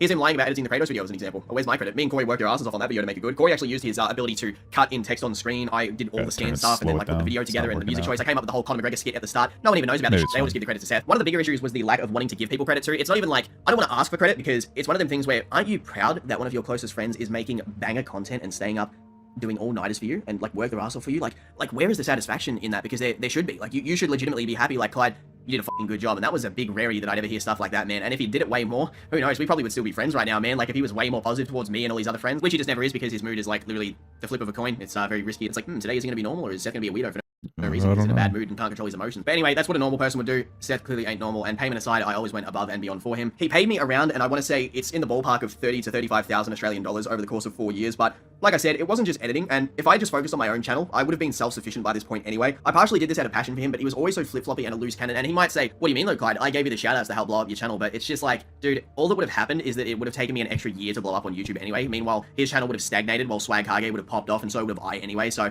it's just cringe to listen to this shit because, like, Like, listen to the way he talks about, say, like, Six on stream, right? And then he says stuff like he could have did all this YouTube stuff without us. He thinks Six is a loser, and Six is meant to be one of his, like, closest friends. That's what the public thinks. He said countless stuff like this about me too on streams, and, well, the ones I've heard anyway. So, yeah. He'd also do the same with Chuck, and he'd do it just to get a laugh from a random stranger in the comments that will never speak to him beyond just a random comment like, hey, Seth, who would win? My father I haven't seen in 20 years or Popeye? And I tried to bring up, like, the situation with Seth to Chuck pretty recently just to see, like, what he thought about, like, the way that we've been treated over the years. And Chuck, for some reason, is in, like, this mindset that he brought everything onto himself because Seth has convinced him of it. Proper mentally ill manipulation. I mean, here's an example. So, Noodles doesn't even like Chuck, and back in the day had a lot of beef with Chuck, but even he himself has said that it was Seth's fault, and he still won't take responsibility for it. I've said similar stuff to Seth plenty of times, like, bro, take accountability, man. Like, the reason people get so bothered with you is because you don't apologize genuinely. It's always just, like, a half-assed sort of, like, I mean, we're friends again, so it's all blown over, yeah, but he never really thinks he's done the wrong thing, which is just weird to me. I'd actually like to... Why are you his friend? This is this fucking high school drama, bro. Also dedicate some time to highlighting how odd his true character is behind the scenes, because to this very day, after knowing Seth for 6 years, I still don't know his actual first name. And along with that, the closer I got with him, the more I realized he has some very weird narcissistic traits. He even admits here in 2 messages that he is mentally ill, but he's self-aware and tries to use it as leverage against Omar. I can say in all honesty, no matter how much I thought Seth and I were close friends, that there was still reason for me to be careful with what I told him, and I was closer with him than almost anyone. Sadly, this wasn't paranoia either, because his eagerness to instantly shit-talk me and others on his stream was so commonplace that it was disappointing, which I'd never do, and I always avoided... No, it's not about Death Noodles, it's some other Noodles person. ...doing it to him, because I knew that he would throw a fucking tantrum if I said anything about him. If I even mentioned him in casual conversation, I'd try to avoid him talking about him. It didn't even matter what the context was, because if someone said, Clyde was talking about you on stream, his instant thought is, oh, was he shit-talking me? What did he say on stream? How did he say something about Naruto versus Ichigo? Seth even at one stage wanted me to help him write messages to this, quote, wealthy, overweight girl, so he could try and slip his way in with her to get money. Did you help him? Not even kidding. The League of Legends challenger player Cupic knows this girl, and I don't know what sort of terms they're on, so depending on what terms they're on depends on if we'll get an honest answer about this, but Cupic actually does know this person, and that's how they got into contact, and I don't give a singular fuck, okay? That's shitty, but I mean, I literally just don't care, okay? He wanted to get in with a fat girl because she had a lot of money. It's just fucking mean. Oh, that's so fucking base, dude. I just don't even know what to say. It's so ridiculous to think about, but... Did you help him? I try and spin this as, why would I ask Clyde for help? Didn't his ex leave him? But that's irrelevant, because having trouble with one person you genuinely care about doesn't mean I'm now McLovin all of a sudden with women. He actually asked me for help with speaking to women and even wanted me to assist him with setting up his dating profiles. Despite his facade, he's actually quite antisocial. I guarantee that if I met him in person, he'd be a big shy boy too, which I wish I actually did, because, actually, no, I better be careful, he might beat me up. When I became friends with Sniper Wolf, he was trying to imply that I should, like, try... Oh, you're friends with Sniper Wolf. Well, now I know the kind of person you are. ...to make my moves on her, and I'm not gonna lie, I was pretty fucking intimidated to speak to her, because 30 billion subscribers was a fucking big deal, and he was sort of, like, hinting, like, yo, you should help me fund Naruto versus Ichigo by doing that, and I'm just like, what the fuck? Like, I literally didn't know how to react without being like, there was a really bad situation here, so on one hand, I had to be like, yeah, man, I'll do that, yeah, bro, that's it, yeah, I'll slip in, but I'm clearly bullshit, right? And on the other hand, I'm like... Okay, so he asked you to try to secure funding from Sniper Wolf for this project, and you didn't, which is fine. But you said you would? I mean, either way, there's nothing wrong with you actually like, hey, can we secure funding for a project? It wouldn't actually be an issue at all, to be honest with you. It would just be a thing that existed. But okay. I feel like a male prostitute right now. What is this shit? Seth even at one point tried to tell me he was coaching Cupic and Yozu, who are challenger players at League of Legends. Coach, challenger players at League of Legends. I want to put that into perspective so you guys understand how big of a deal that is, alright? Because League of Legends is one of the most popular games on the planet. Considering you both seem to suck at that game, I very highly doubt that you were meant to believe that, but sure, whatever. These people are in the top... You're talking about... So we're just identifying from what your perspective is, someone who's a pathological liar. Why are you friends with him? It doesn't even seem like you guys respect him in any capacity. Like, it's weird, because on one hand, this video tries to suggest this guy's fucking abusing his power. On the other hand, they're constantly talking about how nobody liked him in his own fucking community, and how he was a loser. So, like, what am I supposed to get out of this? It sounds like you're a bunch of dumb fucking, like, weird high schoolers. 300 of one region out of millions of players. And Cupic was ranked in the top 10 of the entire ranked leaderboard of North America. Me too. I even cut off Cupic and Yozu, who were nothing but nice to me, and I fucking like those guys. They were fucking really cool to me, yeah? And they were gonna help me out with fucking coaching on League of Legends, because I actually am shit at League of Legends, and I can admit that, just for Seth's paranoia during a time period, right, where we were not talking. I also did this so that he couldn't use Cupic to get to me so that we could make a connection to talk. I didn't want anything to do with him. He's also attempted this multiple times and was even in my Twitch chat back in around August, September, which was 8-ish months post us not talking, where he said we were done for good, so I kind of decided, okay, this is my way out, I'm not speaking with him ever again. He also claims on stream that he... Why did you get back with him? He didn't need any of us, but here he is begging for a thumbnail. It's almost like I did, in fact, help him with his channel and helped him carry it. Damn, what's that? Clyde actually has a bit of talent and actually worked his ass off for Seth. Wow, better be careful. Seth might get insecure. Cubic, by the way, I do want to emphasize this, is such a nice person, and I feel bad that I had to distance myself from him, because when you see tweets like these, you can understand why I'd want to stay the fuck away from Seth. Definitely not aimed at me or Noodles or Parrot or any of these people who he hasn't talked to in voice chat for 12 months. For starters, his actual accolades, outside of being a voice in a video that he doesn't even edit, and usually has others scale and script for him, well, he doesn't really have much talent in that department either, unless it's on stuff that he knows well, like Naruto or Dragon Ball. His career's scary mystique has revolved a Okay, so you're admitting that he does well if it's a topic he knows about, but if he doesn't, what we're effectively saying is that he's secured enough money that he could pay other people to write the script for him and then make the video. There's literally nothing wrong with that, and I don't care. lot around his debate anyone persona, which that in itself is pretty cringe, because his greatest wins are all against anime fans and anime YouTubers, and people who he has bullied into submission in his servers anyway, because if they talk him too hard, they're obviously going to be gotten rid of, so they can't really overstep that. Or he tries to keep ammunition on people to keep them in line. Like, he used to try to spread this shit that Taurus was a pedophile because of some stuff to do with him being a teacher and him, like, looking at young girls or something like that, which is ridiculous behavior. I'll give you some perspective. He was so nervous before debating King of Light. I don't even know what you're talking about, but is that, like, real? Or are you guys, like, again, cringe jokesters, fucking losers? Because I suggested he should debate King of Lightning, because I thought that he would be able to beat him, right? And I was like, that's good for your career. You should treat your career as kind of like an NBA sort of like a perspective, where it's like, if you're famous for doing something all the time, which is beating everybody, or, you know, beating people where, like, you can sort of, like, take their name value, because, you know, King of Lightning I don't believe is a good debater, but in his community he has name value. So if you beat him and it's on YouTube, the normie fans don't know the difference. And I'd always tell him this and try to be like, yo, you might think it's a waste of time, but these collaborations with Geefton will help you, these collaborations with Swag are good for you. It's beneficiary in the long run because it makes you look good. And I was always telling him about that, and I helped him build that sort of persona from the start, because he wouldn't have done it otherwise, because he Seth Noodles, yeah. didn't have the fucking common sense and knowledge to be like, yo, maybe I should kind of be like an MMA fighter or a boxer, where, like, if I do get a notorious name around me, I'm going to look unstoppable. And that's essentially what I helped him build. He once said to me in call, and I'm not even kidding, he said, do in the long run because it makes you look good. And I was always telling him about that, and I help you, these collaborations with Swag are good for you. It's beneficiary in the long run because it makes you look good. And I was always telling him about that, and I helped him build that sort of persona from the start, because he wouldn't have done it otherwise, because he didn't have the fucking common sense and knowledge to be like, yo, maybe I should kind of be like an MMA fighter or a boxer, where, like, if I do get a notorious name around me, I'm going to look unstoppable. And that's essentially what I helped him build. He once said to me in call, and I'm not even kidding here, he said, well, Clyde, I've done it. I'm the best debater, man. I'm pretty much ready to retire. And I was literally dumbfounded of the absolute lack of self-awareness that he had from drinking his own Kool-Aid. I pretty much laid it out to him. I said, Seth, bro, like, you know, no disrespect to you, but the people you've beaten are Discord debaters and anime fans. Like, you could go into a random university and debate one of the philosophy teachers, and they would probably shit on you. Like, no crap. Like, I wouldn't even say anything like that about myself. Like, I'd like to think I'm a pretty competent individual based on the way I form my videos, talk on stream, etc. You guys know. Dude, you guys put value into debating. It's just so fucking cringe to me in the first place. We're not skipping. We're almost done. Okay. We're going to get a medal after we're done. In the politics server alone, okay, there's probably 2,000 individuals that would make me look retarded in VC. You know why? Because I'm not fucking delusional. At the time, there was also talks of Seth debating people like Destiny and Jack Anstrike, or whatever the his name is. You guys would know who I'm talking about. But his excuse was, oh, we couldn't find a topic, and he tried to reach out on an alt account, and nothing happened. But I'm just going to say right now, I'll debate Destiny. I'll show you guys how much of a pussy he is. Throw me on stream, Destiny. I'll debate you on anything. We can talk about politics, sports, media. So do it. This is just the cringe. This guy's jerking himself off so hard the entire video while trying to. He's like humble brag. He's trying to like humble brag. Like, dude, you're a fucking nerd. This guy. This isn't weird. Go debate Destiny then. It's just weird that, like, you would think that you're like the top. You also are a debate, bro. This is so weird. This whole thing is weird, bro. I still think it's so fucking cringe. Oh my god. Media, anything. I'll fucking debate you. There's my official challenge. Clyde fucking challenges Destiny to a debate. I doubt that he gives a shit. All you have to do is like show up to his channel and he'll debate you on whatever you want while he plays like Factorio or whatever. So I don't know why you don't just do that. It's like this weird, like, fucking cringe way of trying to extend like a debate conversation. It's not that fucking deep. Even when he and I would debate on certain topics, I'd always refrain from being too dominant on certain topips, because he just gets too fucking aggressive if he feels like he's losing, or like. I guess he wins the debate then, since you're too much of a fucking pussy. I mean, it's debate, right? So it's just about who wins, not about who's right, right? His quote-unquote, you're being a rat behavior, which he did to Noodles when Noodles was beating him, and I'm sure he's got so many secret recordings of me, which he's going to probably release and be weird, but we've debated, for example, we once debated over the Kaha Nagashionn, which he wanted to upload and try to get brownie points of, hey, look, I beat the Bleach guy. Like, it was such a weird thing to do, because I was his friend, and he wanted to get that dub over me, which was honestly borderline casual fucking conversation, which he was wrong about. He took the stance of, well, if you throw the Kaha Nagashionn dice at someone, they get sealed regardless of where it is, and I said, no, because why did Grimjar put himself in danger to open Ukyo's clothing to put it inside the hollow hole where the soul chain is located? That was my argument, and somehow I... Dude, you're a fucking nerd.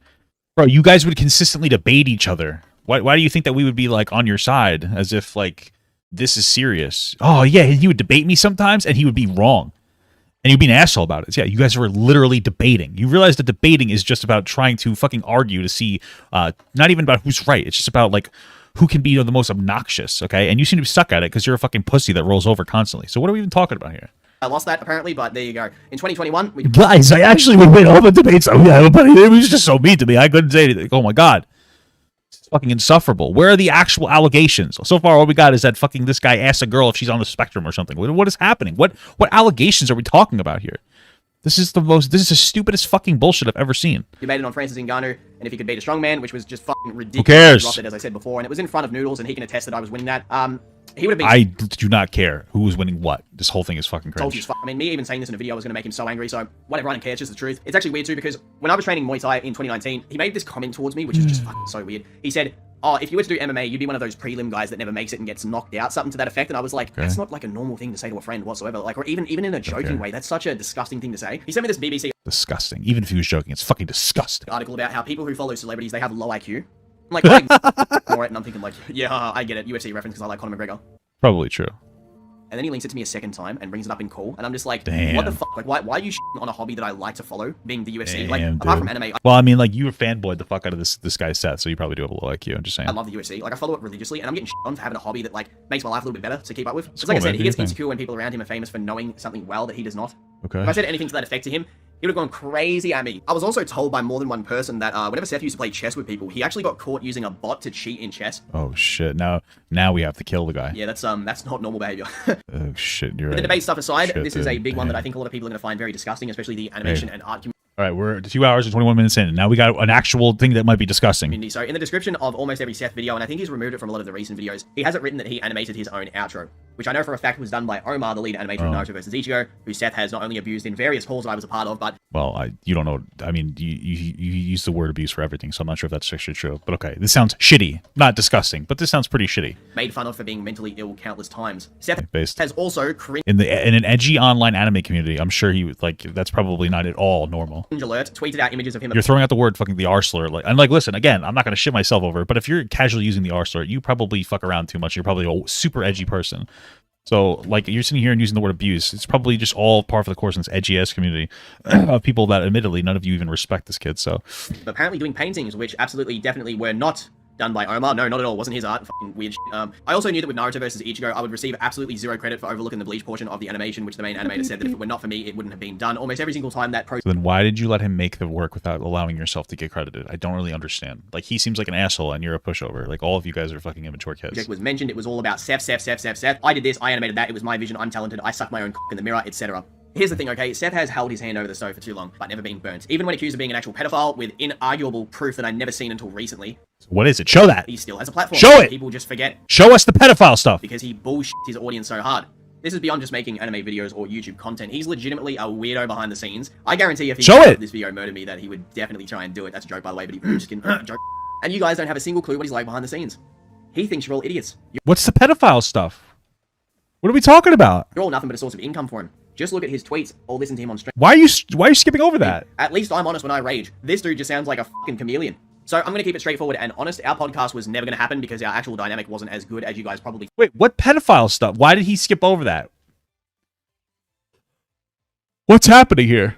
...thought it was. When we're on stream or in videos, I'd always have to conform my personality and act to be very in support of Seth or to carry it or to steer the ship, in a sense. It was going to be dependent entirely on me transforming my tone to suit him as the main part of the conversation, and I couldn't see that dynamic working well with guests, to be honest. It would have been weird. When we recorded our actual episode 1, we had to scrap it because the person who engineered the audio said it sounded like it was more of the Seth show than a duo podcast, and to add to that, Seth stopped halfway through the podcast and got angry because he heard Swag Kage tweeted about the same $18,000 deal that he got, which I set up for the both of them. Think about this. Seth was so angry because Swag got a deal that I didn't get a cut or credit for. If anyone should be bothered, wouldn't it be me for not getting credit? I'm financially in a worse situation. My channel's smaller. I'm getting shafted and doing the hard work, while Swag, also low-key from what I know from Seth talking to me, doesn't like me, which could also be a lie because I could see it being beneficial of him to distance me and Swag, because then I don't have Swag to back me up if I ever complain about Seth publicly. I still did this for Swag, even while being told by Seth on the download that Swag didn't want to Why aren't you trying to get, like, deals in these negotiations if you're advocating for it? Like, I don't understand. do a three-way podcast with me being involved, because apparently my political views were too edgy, which I would never say anything outlandish to jeopardize Swag's career or say anything that would make him uncomfortable. Seth even tried to bait us into debating politics. Well, sorry, let me just... And me told by Seth on the download that Swag didn't want to do a three-way podcast with me being involved, because apparently my political views were too edgy, which I would never Oh, that makes sense. Yeah, you seem like an edgy fuck, okay. say anything outlandish to jeopardize Swag's career or say anything that would make him uncomfortable. Seth even tried to bait us into debating politics, and we almost agreed on most things anyway, and there was nothing, like, crazy that we spoke about. Like, I thought it was a good discussion, but, like, if it made Swag dislike me, I feel bad, whatever. I have nothing but good things to say about Swag. Any shit talk I've said about Swag is just a product of trying to kiss Seth's ass to make him feel better. And it's a shame. It is a shame that it's had to go that way, but yeah, I like I said, Swag's cool, but it is what it is. I should also add, there's probably recordings he has of me negatively speaking of Swag because of him being soft and distancing himself from me, but a lot of this, again, I did on purpose because I knew that he would try and distance us, and I knew that he would always be weird to me and cool. I'll tell you something more interesting. So I've faked a lot of Can you tell me something interesting in general? my political views around Seth and debated him on some pretty spicy subjects. And the reason I did this is because no one knows this, except for my close friends and family. Your boy Clyde's actually Jewish, and I faked all my political views so that he'd try and have ammo on me. I actually on purpose. I think I might commit suicide after this fucking stream. This guy literally just tried to give us a fucking Joker moment. Did you not hear what just happened? Spicy subjects. You ready for And this? the reason I did this is because no one knows this, except for my close friends and family. Your boy Clyde's actually Jewish, and I faked all my political views so that he'd try and have ammo on me. What do you ammo on you for what? I thought you said you had no close friends or family. Now I'm just confused. Didn't you say before you had no close friends or family? Now you do. I don't know. A lot of this is just reading as a fucking fan fiction. Are you trying to like write your own superhero story? Can we talk about the pedophile shit that you brought up before, like randomly, and then you didn't talk about because you clearly don't give a shit about it? Like I actually on purpose got an Ancestry.com DNA test to show to ask yourself who was Jewish and some other people, because I was suspecting that it would get spread around to Seth. Now, whether or not he's seen it is irrelevant, but this is relevant to the fact that he used to say I was a silver-tongued shit-talker who was really good at making money and my only goal was money. Looks a little bit bad when you find out about that, doesn't it? Because I tried out of pure genuineness to be a good person to Seth. But there you go, just more and more stuff I set up because I knew that he would probably either record me, lie about me, or just in general be a rat towards me. So I thought I'd do it back to him and make sure I kept hold of all the screenshots. So he would call you, not thinking that you were Jewish, like a silver tongue, whatever, and then you went and got an ancestry thing that says you were Jewish. So now you're going to try to call him anti-Semitic, even though he didn't even make the distinction. Wow. How old are you? Holy fuck. Incredible. Throughout this video, which I've also got plenty more in a file, just in case he responds in a weird way. Swag Cargo, I want to end this message for you. I know he helped you with debate stuff, and it probably seems smart to collab with Seth, but you're close to your own worst enemy, and you don't even know it. He hates you for apparently having it easy, and still has the recording of you conceding to him on a Naruto debate, which he has planned to put out if you ever shit-talk him. And Swag isn't the only one. Seth even had plans to expose James Hansen as a pedophile after the Tipo situation, and the only reason he is helping Six is to replace Webcam, Parrot, and no doubt me. I should also add, another reason he disliked Tipo so much was because Seth had told Tipo, back when they used to like pseudo-talk during him working for Seth for audio stuff, that he actually was mentally ill, which reaffirmed the claim that we had back then that he was, and that's why it was always a mental note to be like, yeah, I remember Seth admitting that back then too, and that's why he's always so hard to work with. Normally, I wouldn't like to talk about this sort of stuff because it's so like not okay to speak about people's, problems behind the scenes and stuff, but it does need to be spoken about because of how many people he has hurt and how he uses this as leverage to bullshit people and lie. I actually want to tell you guys this too, so I'd like to emphasize, I was the one who convinced Seth to stay away from the debate community because he's over there acting like it's lame and the community's cringe, and this was like all his ideas. Well, they are. Okay, you're all cringe. Yeah, when it was me who gave him that advice because he was getting in so much trouble with bad people. Ironically, he birthed this same cringe community. It's one of the reasons he hated Famdingo so much, because Famdingo used to make fun of him for being so invested in debating. He was risking fumbling thousands of dollars to be associated with people that literally wanted to murder him if they could. That's how much Seth pissed these people off. And beating him in a debate was their entire life's worth. Also, I don't even have any issues with Six. Let's be clear, I've barely even spoken to the guy. I think I've had 2 interactions with him in BC, and it was real brief stuff, right? But listen to me right now, Six. I have no reason to lie to you. Be fucking careful, my friend, because if you're told this cunt anything personal, he's going to use it against you. Your channel is doing well, but don't allow yourself to be his toy. You're nothing but a side project to him, and the amount of casual shit talk that he's done in both messages and on his stream about you should speak enough, man. Be careful. I don't know, because Six's stepdad is a fucking bum that doesn't have a job or something, but his mom is super rich, so I don't know how their dynamic even happened. Like, did they meet on Tinder or something? Like, how did that work out? Like, maybe this is what they like. He wanted a sugar mama. Who cares? Why are you saying that? That like prosper. Because they didn't meet at work, you know what I mean? Like, where the did they? I sort of also talked about. So, cringe private conversations with your friend. Okay, why are you guys recording each other? You guys are weirdos. This earlier, but even bragged about having roleplay messages of Chuck, which he wanted to use against Chuck to accuse him of being a pedophile, and he's known Chuck longer than any of us. Okay. The man has loyalty to one person, and that's himself. I've never actually met such a fake individual in my life. Even when he tried to reignite our friendship, its only purpose was to use me for editing or handiwork, because obviously I am pretty useful, and now that he got so much flack over Naruto vs. Ichigo being randomly cancelled, and no one getting their money back, he took a little break while it all blew over, threatened the main animator, and abused him. You can also see that since being disconnected from myself, how the content has dramatically decreased in quality from my own, which he would always tell other editors to mimic or do better. I've seen and heard countless conversations where he would try to start editor fights between like myself and MJ or what the what and stuff like that, and it was just like actual, it's really just depressing to think about because it's so manipulative and weird, but that's the kind of shit that he would do, like, downplay my editing in front of other people, or he would try to get others to mimic my style because it was successful and just try to replace me many a times. It's just sad. I also don't want to talk about this too much because I actually really like Cubic. But Seth bullied him so hard one time because of his flamboyant accent that Cubic cried himself to sleep when Seth was calling him a bad person and like just all this other shit. Wow, that's so sad. I mean, a bunch of fucking annoying debatey trolls saying things to each other. I'm expected to not think that you guys were all complicit, or it was pretty bad. He went way too hard to him, and Damn, dude. It's stuff What would have been the correct level of hard to go? like this was so commonplace, it was ridiculous. I wouldn't be surprised if Okay. Yozu and Cubic have some stories that they're too scared to share, because they were actually at one stage, to my knowledge, going to get a place with Seth and then like have a sort of a YouTuber house, which Seth had offered me in the past to live with him. But the problem was, as much as I would have liked to, you know, as friends and do the YouTube stuff together, which listen, it would have been cool, the idea. I knew that it would have gone wrong. If I got stuck in the USA or he was weird towards me in person, what the fuck would I have done? I would have been fucking stuck there. So that would have just been ridiculous. And I've been around way too many bad environments like that when I was younger. So that's the reason I just expected it to go wrong. And like, I appreciated the sentiment very much that he said that towards me. And if he's listened to this part of the video, yeah, it does mean a lot that he even offered that. But still the point that that's how distrustful I was towards him. I just thought it would go wrong, to be honest. You might have also noticed too, the highlights channel, the Seth highlights channel that used to have my name involved. I had contact with the guy that ran the channel. So when he deleted me off Discord, Seth that is, I got him to change the title of the channel and I helped him out with like setting the channel up so that it was for Seth, because I didn't want to be looked at as a leech. I just wanted to be away from it. So I said, yo, you should remove my name, bro. Like I don't need to be connected to Seth anymore. And yeah, it's because he and I stopped talking, and that's that. But I also helped the channel owner build that channel because he was a pretty nice kid from, I think, Jamaica, if I remember correctly, and the YouTube money that he was receiving pretty much gave him a job, so I was really happy to help him with that and help make the thumbnails for the videos. I prepared videos to give to him for the channel itself, which was all done free of cost. Not that I expected him to pay me, but, you know, Seth for that matter. And I did all that just to, you know, help out not just him, but, you know, like, get something cool going for him that he would have on the sly, and also get the cool community thing we had with he and I. But in truth, I never had any bad intentions to use Seth or fuck him over or anything that I've been accused of over the years, but I sort of do now, I guess. You know, I've had to make this stuff public because I can't live my YouTube life that I've always wanted to because of him existing on this platform and having the ability to lie and slander me at any time that he wants, while also f***ing up all my YouTube friendships that I had, because part of it too was also Okay, so you came forward because you thought he might try to slander you at some point. so depressed. I just wanted to get away from the community, to be completely honest, and by default, you know, as an extension of the bullshit with him, there you go. That's the situation that I'm in. I honestly wish I had my own personal Clyde, because life would have been 10 times better if I did have myself to edit my videos, and, you know, third person, two of me would have been cool. All he had to do, like I said, was just not be rude to me and others, but he couldn't control himself. I really sadly have to say this too, but Seth, I will make a follow-up response with way worse shit than what's in this video if you lie in your response about me, so please be careful with what you say about me in your... Why? Why wouldn't you just come out with it now if it's so bad? Am I really gonna lose like right at the fucking ending mark? I'll be so upset. Wait, why would you want to wait? If there's something that's so bad, why are you waiting to bring it out? Wouldn't it make sense? What? Doesn't, like, does it sounds like you don't care about anything that's happening then? response video or streams, because I know that you're going to be pretty weird. You've done it plenty of times before. I personally don't think you have any integrity, so if you go on to prove me right, it's to be expected. And I should say this too, I also don't live in the same location as I did before. I did this in advance because I knew that if drama was to kick off, well, he's got my address, so he will no doubt go beyond just YouTube stuff. That's how weird of a person he can be.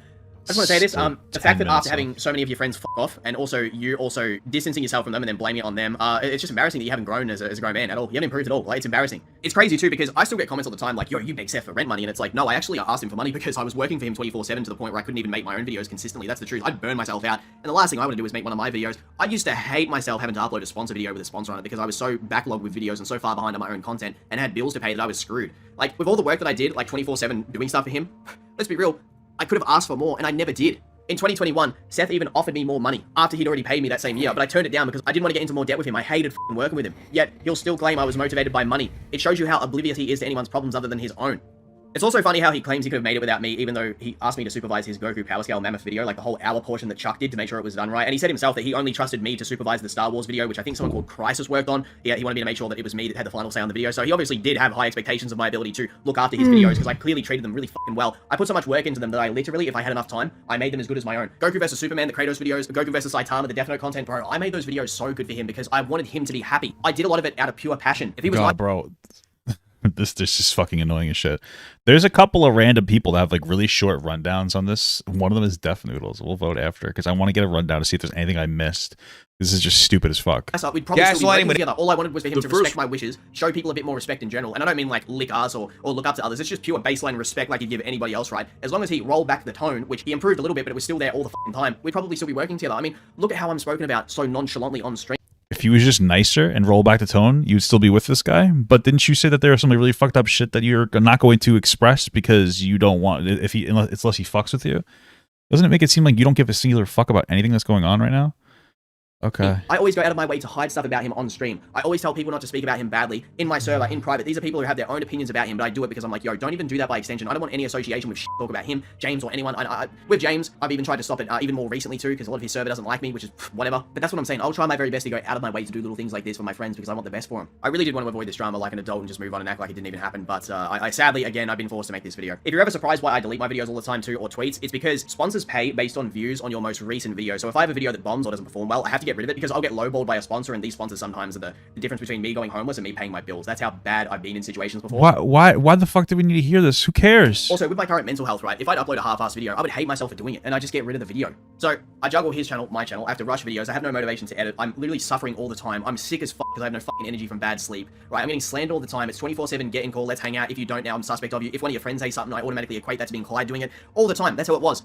I also got rid of multiple of my social media accounts, sometimes caused by bans and hacking. There actually was some fucked up ones, like my Discord account was randomly sending people friends requests, the last one that I had, so I had to get rid of that, which was very fucking scary. But I deleted a lot of them because, to be honest, my mental health was so bad, I was going to delete these social media accounts and just off myself. I even had a couple times where I had like an ex-girlfriend reach out, and it just set me off so bad that I just wanted to get away from everything so much. I cut off so many people, that's the truth. When he and I stopped talking, Can't with this fucking shit. I had to make a completely new Twitter and Instagram to purge all connection with him. If you guys could, by the way, follow my social media to help me regrow those, I'd actually appreciate that because I've destroyed so much of my stuff outside of videos for the I'm gonna actively tell people to unfollow you. Holy fuck, this is so childish. sake of this fucking stupid relationship that I've had with him over the course of the years. And also, if you want to reach out to me for any reason, my business email is in the about section on my channel. The same goes with my other social media. I don't like to reply on Instagram to people, but you're more than welcome to do that. To give you guys further context on what I was dealing with while editing for Seth, there was even times where I had to end my streams early due to Further context, we're 2 hours and 37 minutes in. the heart pain that I was experiencing from overworking and my sleep issues. I'm not going to lie, I was expecting to have a random heart attack almost every day. That's how consistent it was. It also runs in the family. If only God allowed it. I'm just kidding. That's terrible. Jesus fucking Christ. Too, because my great-grandfather died of a heart attack, and That's I'm not terrible, gonna lie, like, I've brother. been pretty scared sometimes where I've woken up with heart pain because of this stress and overworking. Since then, I have been taking medication and supplements that assist with cardiovascular stuff, which I actually have seen improvement with, and the fact that I don't work with Seth has definitely reduced a lot of my stress. There are some times, man, where I'd have drama with him and I wouldn't even be able to sleep properly. It was just ridiculous. Anyone who knows me personally has known the bullshit that's going on behind the scenes and how stressful this has been. I'm not gonna lie, I've been a bit of a bitch about it too. I should have stood up way longer ago and did something for people because there's so many other people who've had worse experiences than me. Like, I still regret, as an example, the absolute, like, shit talk that H2 Mass received in VC and all the other people that I went out of my way to be an asshole to for the sake of defending Seth's fucking honor, which from what I know, he barely even fucking, like, took note of that, nor anyone else that fights for him to the death like Aeroflame or Noodles has. Noodles used to go into random servers and debate like 50 people just to get payback for Seth. That's the kind of guy he was. And Seth had been making him do that since he was like 16 years old. Making him do that? Holy fuck. What is he doing? Putting a gun to his head? To leave this YouTube stuff, move on, and avoid drama, but that's the weak way out. And I know a lot of people are counting on someone helping them get their voices heard. Not the weak way out. That's a normal thing to do. Is just not to fucking generate bullshit drama, which is what's happening here. This is all bullshit drama. There's nothing here. And you guys deserve the truth, because one thing I didn't get into YouTube for was to lie to you guys and have this fake career. I can't make the videos I want to do. I can't stream when I want to. I have to be careful all the time with starting drama with him. This shit I have slaved away at since I was 12 years old when I had nothing and I was getting abused almost every day by my stepfather and my schizophrenic mother, right? All this shit that I've been through. All the problems with girls when I was younger, when it comes to relationship stuff, all the fucking family-related bullshit, all the violence, all the degeneracy I was around when I was younger, and I've still worked my fucking ass off and been a loyal motherfucker to this guy, and still nobody knows the situation whatsoever. They don't know anything. They just... You watch this, but not the wavy... True. Thank you for the 2-month sub, Sauce Tiny. know me as, oh, he edited for Seth and he begged him for rent money. That's what I've come down to as a human being, instead of someone that was selfless and gave their all to Seth even while he was fucking shitting on my livelihood and my credibility all the fucking time on a moment's notice, just to get a laugh out of the comments on his fucking Twitch streams. No wonder I'm so damn fucking angry with this bullshit with how long I put up with it for. He won't feel bad about this. He'll just think of ways of like, how can I avoid this drama and twist it to make Clyde look bad? He won't look at this and think, wow, what if I apologize and try to remedy things? What if I try to be a normal human being? There is a bigger... Well, why would he? I wouldn't.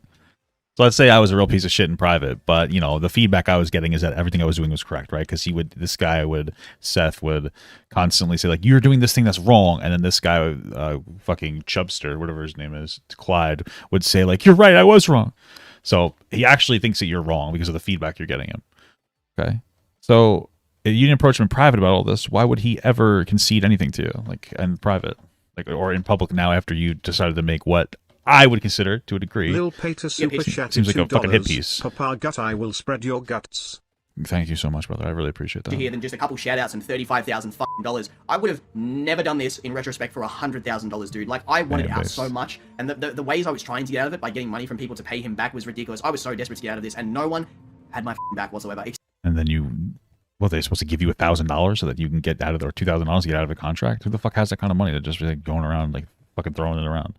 What are you talking about? And then you engaged back in again. What do you... Okay. Accept people that I knew on Discord and in person that didn't have platforms to be able to back me up. Like I said, there's definitely worse stuff out there than what I know. I even have major regrets for not being more attentive during the satire ordeal because she got buried by his lies. Now, I know Bucky probably doesn't like me, but I also don't really care to associate with him. However, his sister, you know, she definitely got thrown under the bus big time. And there's also someone called Fervin, who also had some bad experiences with Seth, and I'm sure that they're not the last ones too. And yeah. People had bad experiences with a bunch of trolls in a Discord? Holy fuck, who would have thought? I know for a fact if I go digging into some old hard drives, I'll find a lot of bad stuff, but I honestly, again, I didn't want to make this video, but I have to because my life's work and all the bullshit I've been through is on the line here. Many of you might say that I can take care of this in private, but the last time I did, he deleted me, and anytime I have done it So who cares? Isn't that the goal, to not talk to him anymore? in the past, he doesn't listen. He literally won't take accountability for anything that he does, and it's exhausting to deal with. My biggest regret is how much work I put into his channel when I should have just focused on my own, because hypothetical different reality Seth is probably at like 300,000 subscribers right now. He might get lucky with a couple bangers, and maybe he got to like 400k, but let's be real, I carried that channel. Looking back, I essentially built my own biggest enemy out of blindness and loyalty to someone that, because they gave me some pocket change, I thought they were treating me better than anyone else had in the past. I've been recording so long on this video that I've even lost my voice so far, which is really annoying, but I never got into this to be an editor. I did a lot of this because I liked the guy, and I was way too appreciative of his financial help, which most think I was underpaid for because of how much it went just beyond editing. Recording debates, editing Twitch streams, being available 24/7, being his assistant with emails, deals, IRL stuff, thumbnails, titles, mental health stuff, ignoring my own channel, literally neglecting my life's work. If I could go back in time, I would definitely get younger me to delete him off Discord, and I would have tried to find a different way to succeed, even if it was the fucking hard road. It would have been better than this bullshit. This way, I would have never needed to worry about being paid by him. My work would have never given him a false ego.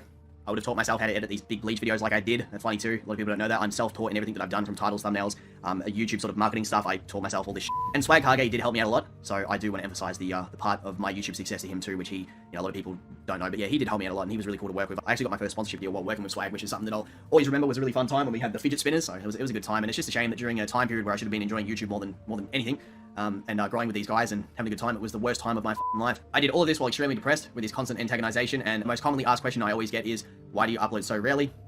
And now you guys know. I don't even have We're doing a fucking Q&A? the energy to stream because I had to keep all this stuff to myself, and I have to be fake on stream. I have to literally hide the truth from you guys all the time and pretend that I'm like okay, when in truth I'm sitting here stressed as all the damn time. I'm the first, I not won't be the last.